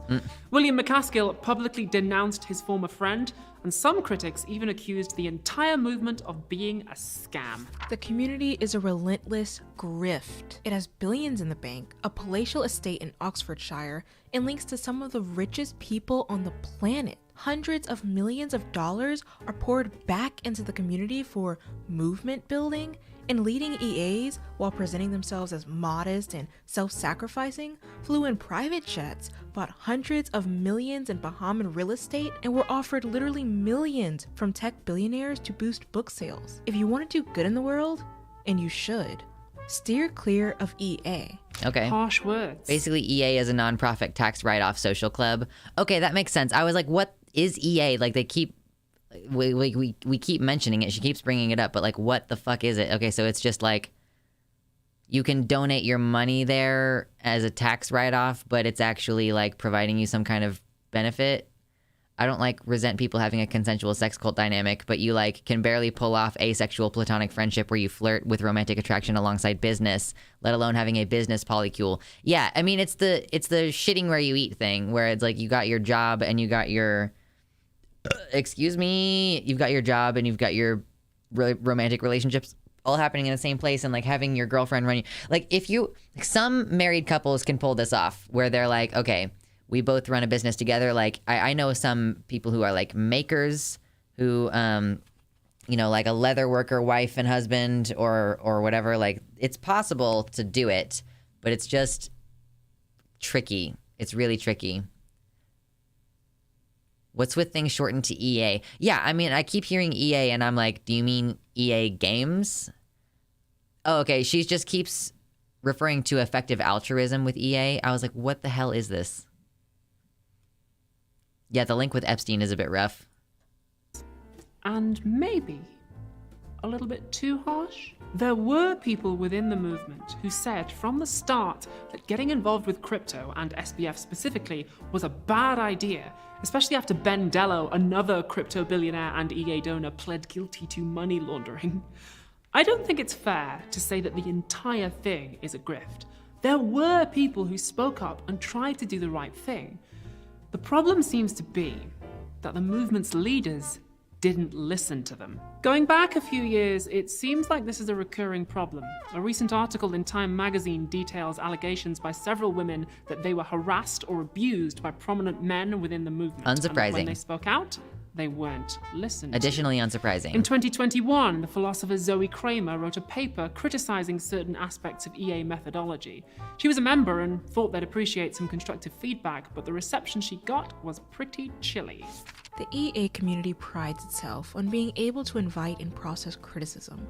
However, warm welcome of criticism was certainly not our experience in writing this paper. Senior scholars within the field told us in private that they were concerned that any critique of central figures in EA would result in an inability to So basically, like, we're just talking about like a culture of a type of like a philanthropic philosophy, and like a bunch of these types of people engage in the same kind of behavior together. It's the Bill and Melinda Gates Foundation, but for young and naive Zoomers. I mean, that's fair.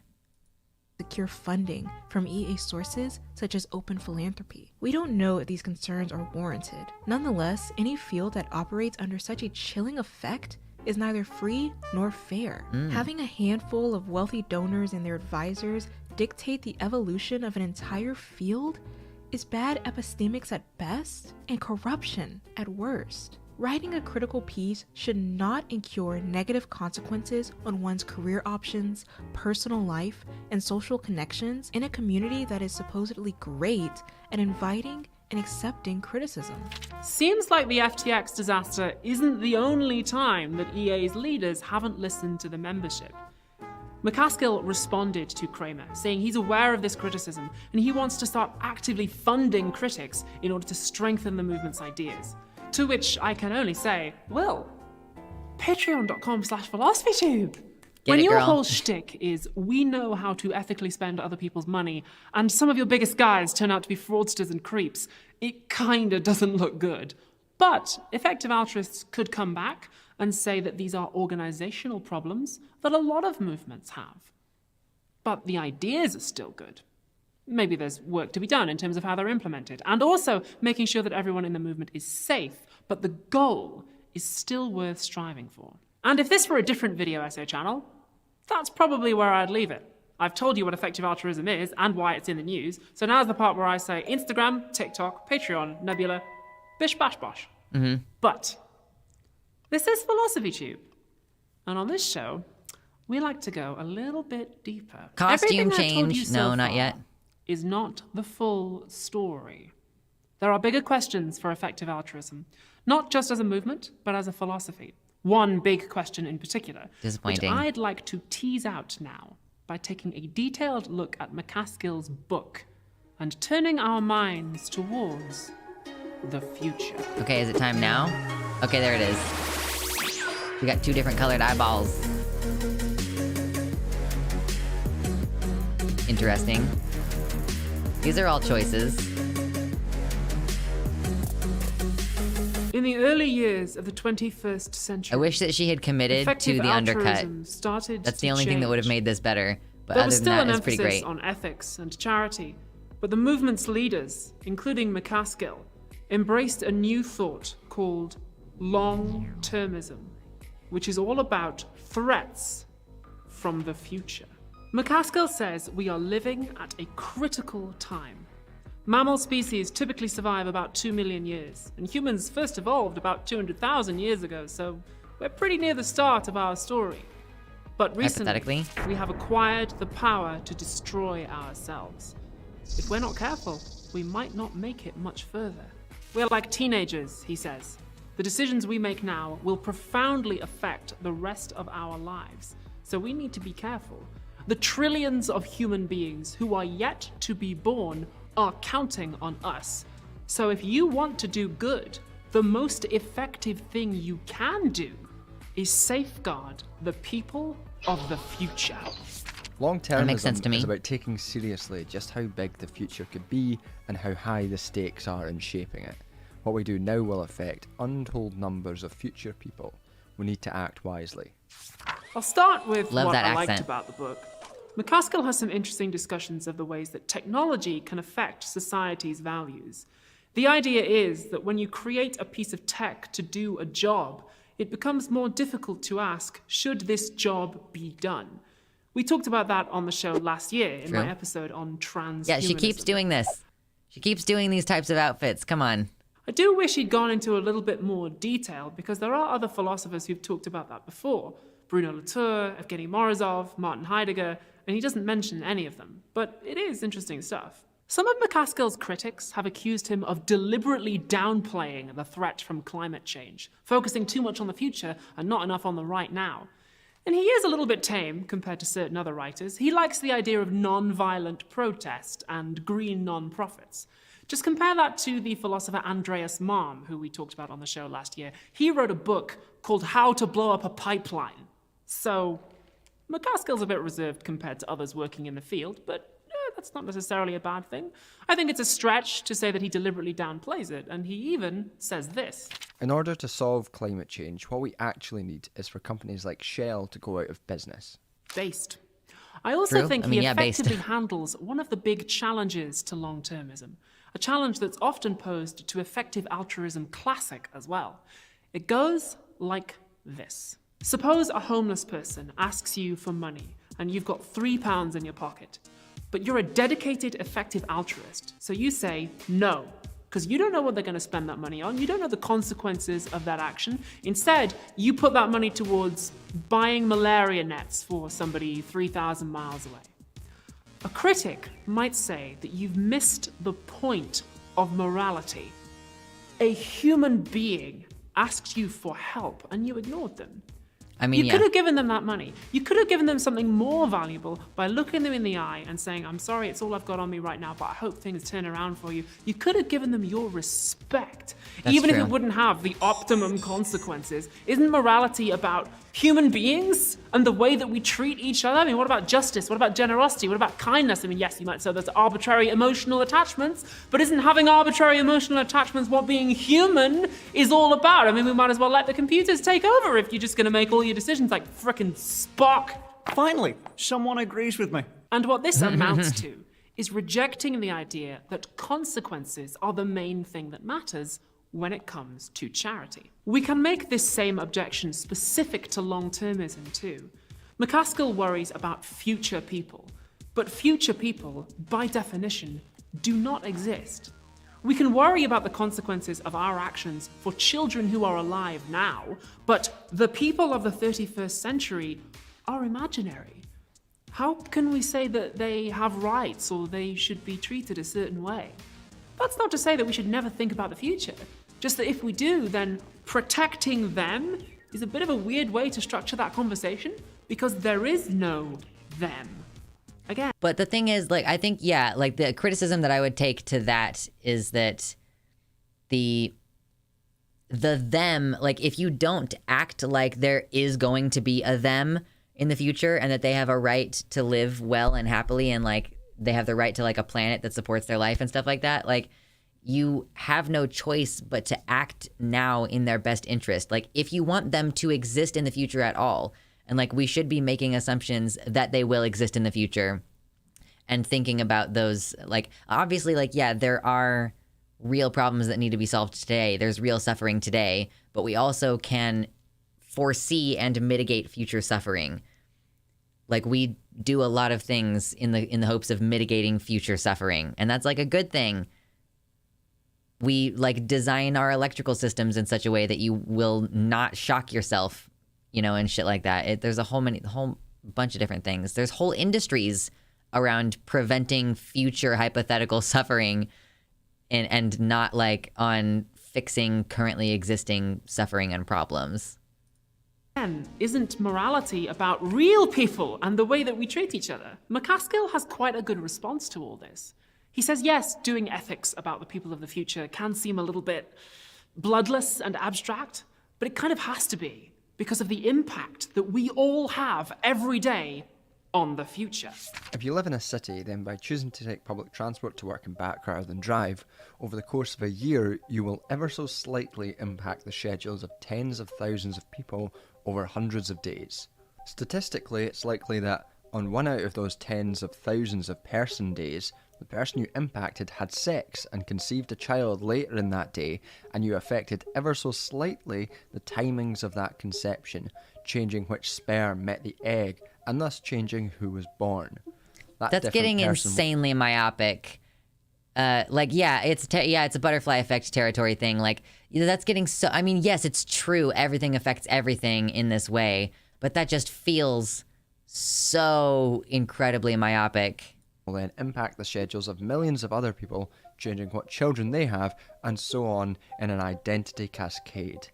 Past a certain date, everyone who is ever born will be different from who would have been born had you chosen to drive instead, and the entire course of future history will be different. Wars will be fought that would never have been fought, monuments built that would never have been built, works of literature written that would never have been written, all because you chose to take the bus.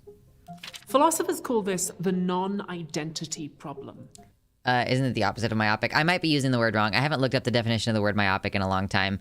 But, like, everything affects everything. Like, yeah, like, but, so, like, my decision to start taking public transport, like, you know, there are probably other things that happened to me that other people did before that even influenced my decision to do that in the first place. Like, the nature of, like, entropy, is entropy what I'm does myopic mean extremely farsighted? I was trying to say, like, it's so weird to zoom in on these tiny, like, you're zooming in too far is what I was trying to say. I talked to your father for 5.5 minutes. Thank me for granting you life. Yeah, super determinism. I guess that's kind of what this is. There's a lot of weird philosophy in here that I'm not necessarily agreeing with, but that's good because it gives you stuff to think about.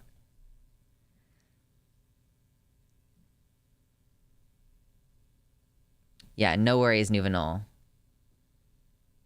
I had a psychosis over that. Did you really, Duck Gently? Like an episode about the fact that, like, your actions have a cascading effect? But, like, you could set someone on a path and then someone else can take them off that path, or, like, they themselves can take them off that path. Like, I don't know. Our actions don't just affect what kind of lives people in the future will lead. We affect who they will be. So any discussion about future people kind of has to miss out on their individuality, because it's constantly in flux. Yeah, I mean, I guess this point was originally made by a philosopher called Derek Parfit, and McCaskill's discussion of it is quite interesting. Although, just because you're summarizing what... Okay, Dizzy, thank you for confirming. Yes, the word myopic means you're nearsighted, so I was trying to say, like, this is getting lost in the weeds and missing the bigger picture. Yeah. Although, like, yeah, I don't know. I guess the idea that it's leading into is the idea that, like, like she was just saying just there, that it's not just that it's affecting what other people do, it's, like, affecting... I mean, I would not look at it in that myopic way of, like, butterfly effect cascading decisions. I would look at it, if you're thinking about how you're influencing what people are going to become in the future, like who those people are going to be, what are they going to believe, what are they going to do? Like, I think that it's more effective to think about more like what kind of society are we building, and, like, what kind of structures do we want to be in place for them? Like, because I think that, you know, having a culture of compassion and respect and appreciation is probably something that would fundamentally change who a lot of people are and who they become, more so than getting all caught up thinking about the bus. But maybe the bus is just, like, supposed to be a benign example of something that can have big effects. But I think that that's just a bad example to illustrate the point that it's trying to make, which is that, like, you know, who you become is influenced by a lot of things. Who we all become is we live in a society. Everybody is influenced into becoming certain things based on society. Another philosopher said in an entertaining way, that doesn't make you clever. Wait, what? Hold on. Out on their individuality, because it's constantly in flux. This point was originally made by a philosopher called Derek Parfit, and McCaskill's discussion of it is quite interesting. Although, just because you're summarizing what another philosopher said in an entertaining way, That doesn't make you clever. Oh, okay. Wait, what? Turning now to what I didn't like so much about the book. You can kind of tell it was written by a man, because there is almost zero discussion of reproductive rights. If I was bringing out a book in current year about the moral duties that we have to unborn people, the first thing I would have put in it, page 1, 72-point font, do not use this book to criminalize abortion. Yeah, fair. Maybe he'll discuss that in a future edition. McCaskill talks about the threat to humanity from AI, and I personally found his discussion of it to be a little bit thin. He says that software can be easily copied between computers. Just look at the video game Pong. Came out on the Atari, but now you can play it in your browser, or you can even play it on your phone. It's everywhere. So, like, what if a rogue AI also copied itself and spread around the net in a similar fashion? That could be a really big threat. And I feel like he's generalizing there from quite a specific case. Pong is a very simple program. That's why you can run it on other things. Like, I don't think you could run Skynet on an Atari. Probably Surely not. a rogue AI would be quite a complicated program, and so it would require things like server racks and air conditioning and electricity, physical infrastructure that would make it vulnerable and probably help keep it in check. Also, Pong is an outlier even as far as games go. A lot of old video games aren't archived. To generalize from Pong to world-ending AI in the space of 2 paragraphs is, in my opinion, a little bit rushed. Yeah, fair If enough. you're trying to argue that one of the best uses of charity money in the world is researching AI based on that example, if I was I think it's fair to say that Pong is also kind of a meme. Humans spread it because we enjoy the meminess of it. It's like such a simple game and it works really well, and a lot of people have nostalgia for it, so it makes sense that it got sort of memeified. an investor, I'd be going, is there someone else I can talk to? And there is.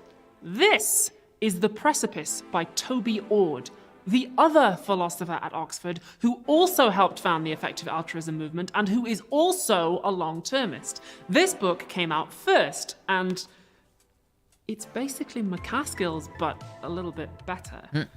I don't think that McCaskill is ripping Ord off, but McCaskill said humanity is like a teenager. Ord said it. Oh, okay, it was the first video game the public got to play, so no wonder it's stuck in the zeitgeist mindset. First. McCaskill says that technology can lock in bad values long term. Ord said it first. Ord has a whole discussion about asteroids, which McCaskill reproduces almost exactly. But I found Ord to be more persuasive. He's more detailed, he considers more points of view. He doesn't put all of his eggs in the consequences basket, so he doesn't necessarily have to muck around with a non-identity problem. His discussion of AI is stronger too. He says, yes, a rogue AI would require things like server racks, but it could manipulate people into giving it them. True. Russia, or whoever, could right now create a deep fake of the president saying something outrageous and spread it on social media to try and influence and manipulate people. And if a person can manipulate people, then a rogue AI could too. Welcome to the 2032 presidential debate. For the Democrats, Alexandria Ocasio-Cortez, and for the Republicans, a chatbot made of everything Tucker Carlson's ever said. Oh, great. If you're looking for a book about long-termism, I would say get this one. My official review of McCaskill is that it's interesting, but the intellectual content is at times a little bit lacking.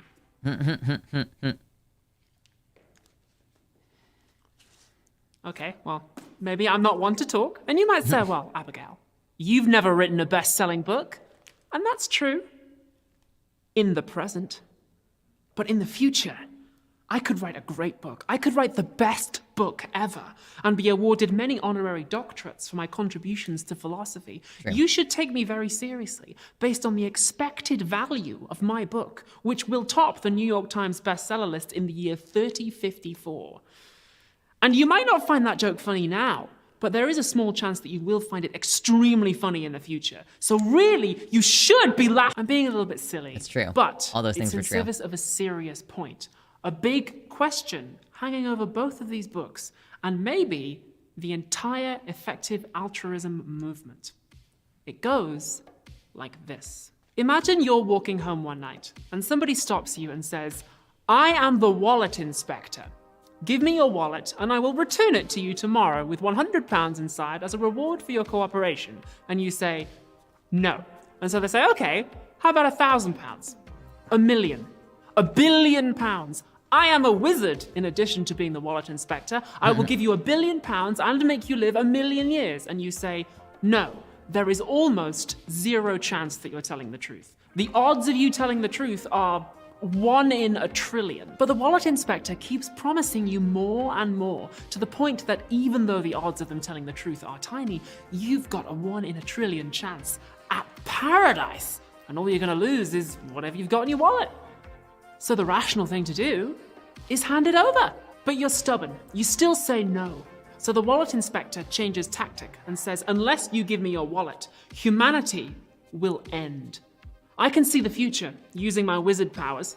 If you don't hand over your wallet, you'll drop it on your way home, and tomorrow morning an old lady will slip on it, and a passerby will stop to help her, and he will be slightly delayed in his journey, which means he will have sex at a slightly different time tomorrow night than he otherwise would have done, conceiving a different child than he would have done, and that child is Super Hitler.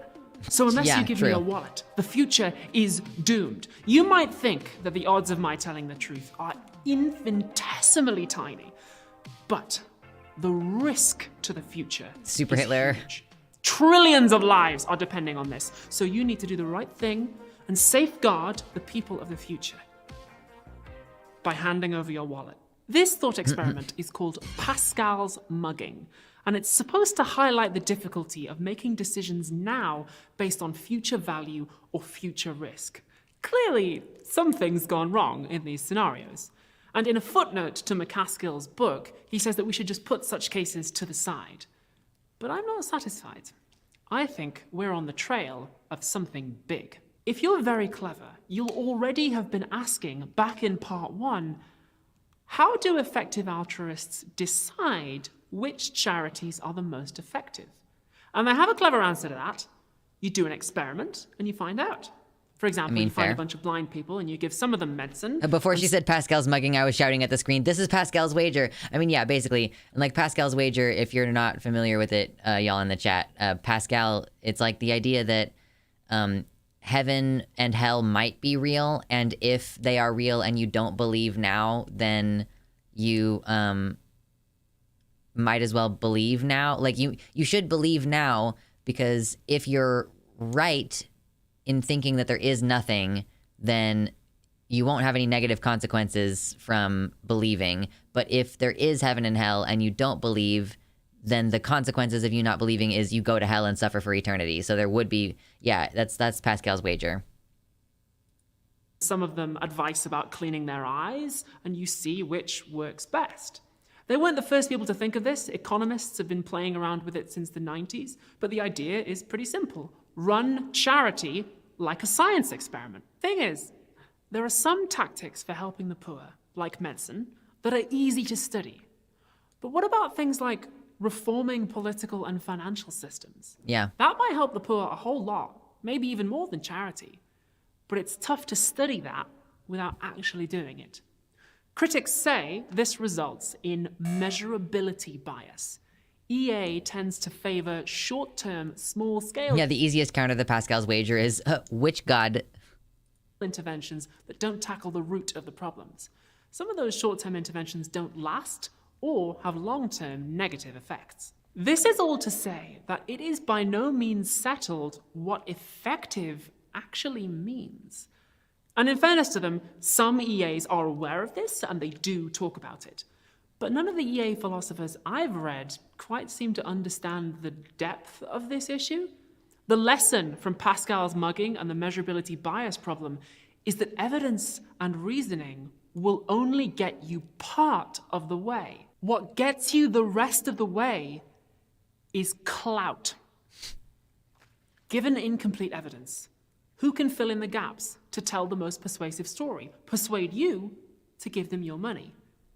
And if clout is what's filling in those gaps, that prompts the big question. Who has all the clout?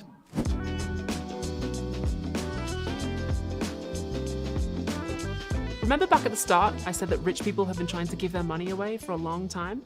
Well, in his book Winners Take All, the journalist Anand Giridharadas says that modern philanthropy was invented in the late 19th centuries when the USA was very unequal. Men like Andrew Carnegie and J.D. Rockefeller got very rich and faced a lot of criticism for it. So they invented a new way to donate money, the private foundation. And these days, private foundations are everywhere. This is like the Bill and Melinda Gates Foundation. Like they create like nonprofit businesses that are supposed to do altruistic things, and it's unclear that they do. Like I know that, you know, the Bill and Melinda Gates Foundation, they supposedly developed or like helped develop like the Helix condom or something like that. Like, so it's supposed to be like a stronger, more effective condom thing. But it's like, yeah, who decided that that was like the effective use of your time when there's like starvation all over the world, you know, and like slave labor and stuff? I don't know. In exchange for their charity, these men expected not to get criticized for how they made their money. If they engaged in unsafe working practices or union busting, or they didn't pay their taxes, well, that's just a temporary blip on the road to a better world.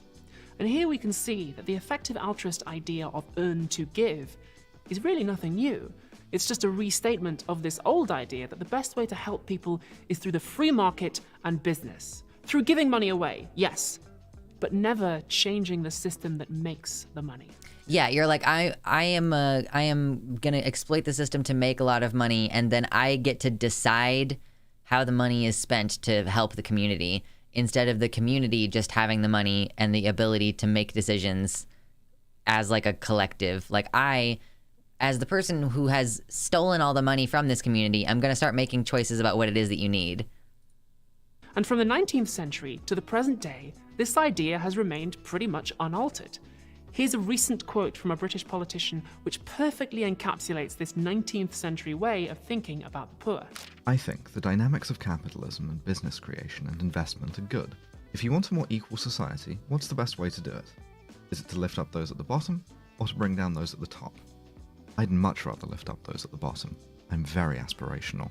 Giridharadas points out that if you want to get invited back to the banking conference, if you want to do TED Talks and corporate speaking gigs, if you want book deals and a high-paying job, if you want newspapers to support your political party, you kind of have to toe that line. Don't talk about Lenin at the banking conference. If you want clout, that world is where the clout is. If only I had told that conference what they wanted to hear. Somewhere in a parallel universe, there's an alternate version of me, and she doesn't have any integrity, but she does own a house. I think that effective altruism is very well suited to that world. McCaskill's book in particular. There's almost no politics in here. It's very win-win, very business-friendly, because it's a fusion of those 19th century ideas about poverty with modern development economics and some ethical philosophy. I'm sure McCaskill would come back and say that effective altruism is about following the evidence. If it turned out that the best way to help the poor was through socialist revolution, well, then he'd be all for it. But remember measurability bias. The evidence only takes you part of the way. And when there are gaps, it's that world of business clout that rushes in to fill them. This might explain why EA was such an easy mark for crypto. The cryptosphere is powered by hype about how we're all gonna make it. Sometimes that hype is pretty unrealistic. It might also help explain why a lot of the charities they recommend are run by Westerners instead of by the people on the ground. EA has indoctrinated its followers to strictly support a small, select list of charities that have been labeled most effective by the movement's own charity raters like Give Well, Giving What We Can, The Life You Can Save, etc., of which the named charities right now are all Western. If you randomly asked one of the people who themselves live in abject poverty, there is no chance that they will mention one of EA's supported effective charities as having impacted their lives more than the work of traditional, global, anti-poverty agencies. I mean, I don't find that surprising at all. It's like EA's leaders don't really want to talk about that. McCaskill and Ord write a lot about progress and humanity's potential, but they say almost nothing about who gets to define those concepts. Who gets seen as an expert? Who decides what counts as evidence? Whose vision of the future gets listened to? In my opinion, those aren't side questions to hide in the footnotes. They're core to the whole project, and if the movement had listened to them a few years ago, maybe the FTX disaster could have been avoided. But, on the other hand, just because the movement dovetails nicely with the ideology of the rich doesn't necessarily mean that they're wrong. Effective altruists could come back and say, well, philanthropy does a lot of good. Effective altruism's probably better than nothing, right? I mean, at least we're doing something. This perspective is especially pertinent right now because one of the biggest YouTubers in the world Mr. is Beast. a philanthropist.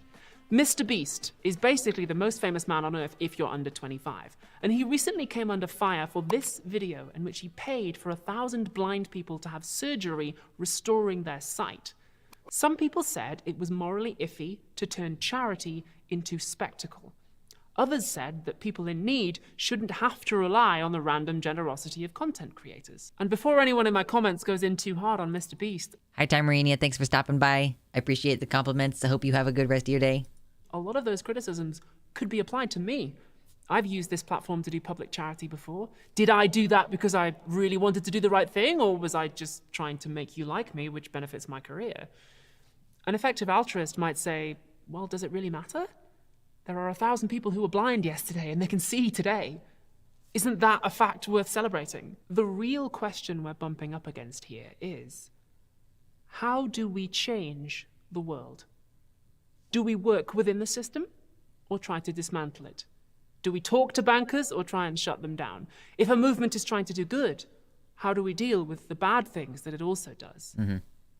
These aren't questions that I can answer for you. Yeah, I guess the real solution is to get the U.S. government to give healthcare to Americans. Yeah, fucking amen. Questions that we all live inside of. I would never tell you to either join or not join the effective altruist movement. My job is to tell you what the theory says and why people believe it, so that whatever you decide to do, you do it with your eyes open. I'm very intrigued by this topic of who gets to tell stories. And I got to tell my own recently. I wrote Nebula. a play called The Prince, which was on in London. It's about a bunch of characters in a Shakespeare play who start to realize that they're all stuck inside a play. And we were struggling to finance the show until I went to a streaming service called Nebula and said, hey, what if you guys paid for it and then filmed it and hosted the film on your streaming service? They took a chance on me as a new writer, but it paid off because the show immediately sold out, made a profit, and won a whole bunch of awards. Like, absolute dream scenario. Nice. So if you would like to see that show, you can at go.nebula.tv/theprince. That's where it'll be, along with every episode of Philosophytube, which gets uploaded to Nebula early and without ads. And not just Philosophytube either. There's loads of creators on Nebula. Remember Lindsay Ellis? Used to make really good video essays, then retired from YouTube? Well, she's back, making new content exclusively on Nebula. And there's more! Nebula subscribers get free goodies, like we had a red carpet premiere in New York City for The Prince. She looks and so Nebula good in that subs dress. got free tickets. So, Nebula's good. It's $2.50 a month if you get the... Okay.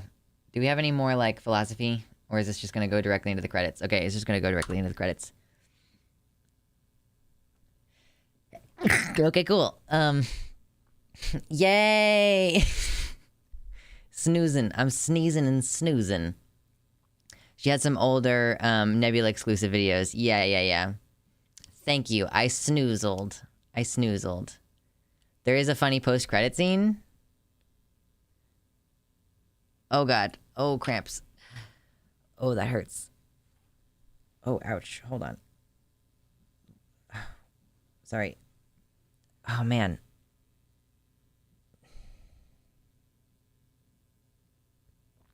Just having a really weird pain. And I'm not entirely sure why. Seriously, there might be a lactose intolerance thing happening. Ooh. It's cool. It'll get better in a second. It just, they're usually pretty temporary. It's just that they are sometimes kind of sharp. Ugh. Yeah, I can, like, tell that I'm having indigestion. Oh, God.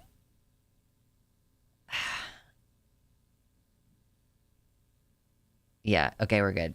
Let's skip to the forward here. Okay, I just had to like take a moment there. We're skipping forward.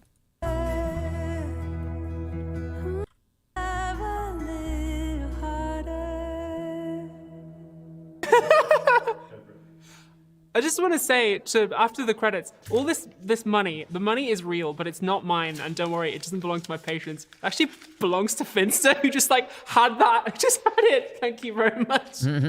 Just like had it on him because he, I don't know, is in London. I'll leave that out. Thank you for loaning us that. Okay. I didn't really look at the money on the table. I didn't notice if there was a bunch of it or something. This is why I no longer drink the milk unless it's lactose free. Yeah, I haven't really had much to eat today, and I did have a cup of milk earlier. Vid's off screen. Oh, okay, hold on. Sorry, that was my bad. We gotta redo it. We gotta do it again. We gotta do it again.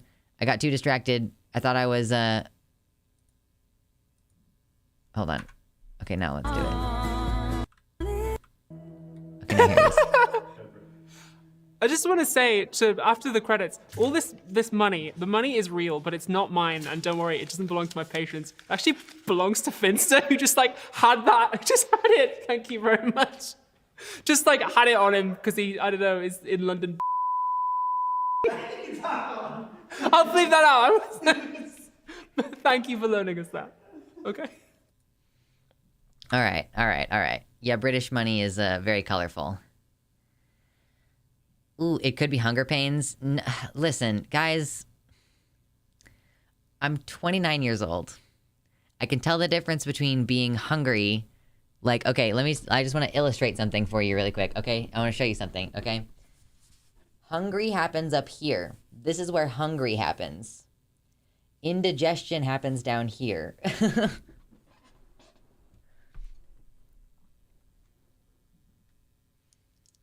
Most money on the planet is colorful. US currency is the one that sucks. Yeah. I don't really like using cash anyway, so it doesn't really bother me that much. No, you can't. You're neurodivergent. My doctor had told me recently, he's like, yeah, the sensations that we have inside our body, like, we don't always have pain in the same place where the pain is actually coming from. And I'm like, I don't really feel that way at all. I think I feel pretty confident that I can tell where my pain is most of the time.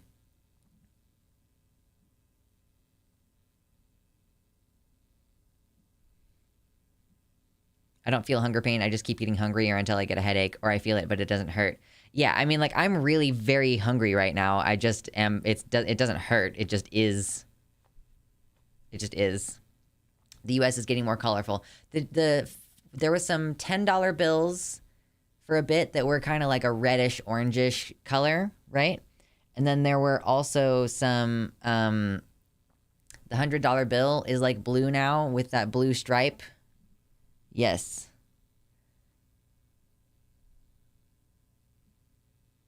See, now the cramp is better. I just had some gas that needed to move around, and it really fucking hurt for a second. Okay. We did it. We did Philosophytube. Tube. Don't need the Benedict Cumberbatch.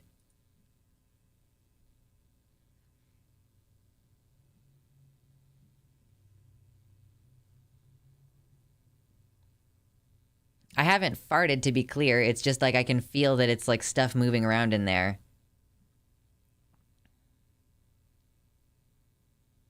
Philosophytube. Tube. Oh, apparently the new $1 bills have a bicolor gradient on them. That's cool.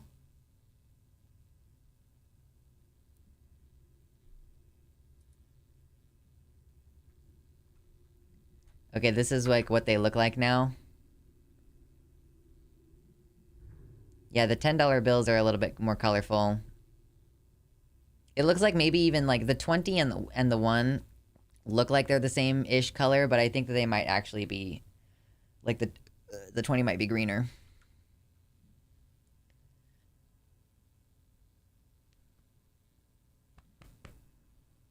It's like I got burps coming up now. Yeah. I think that I might be lactose intolerant, y'all. It really sucks. New American bills remind me of Monopoly money. Like when they're all still sticky and stuck together and stuff.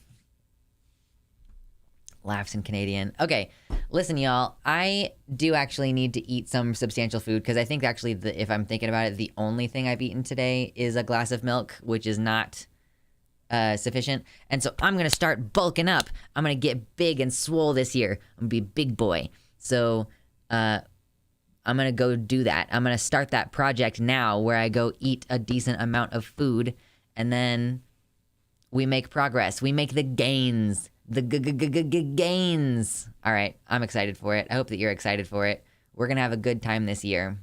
It's going to be a year of self-improvement and loving ourselves and giving ourselves the things that we want.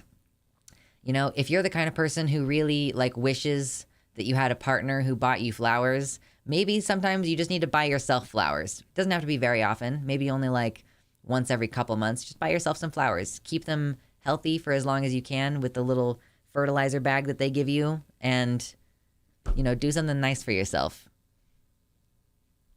If only there was a song about that. Nope, I refuse. We're not doing songs. We're not doing musics. Okay. You're all wonderful. I am glad that you hung out with me today, and I hope that you have a beautiful rest of your day or good night or whatever time it is for you. And I'll see you Tuesday, unless something happens.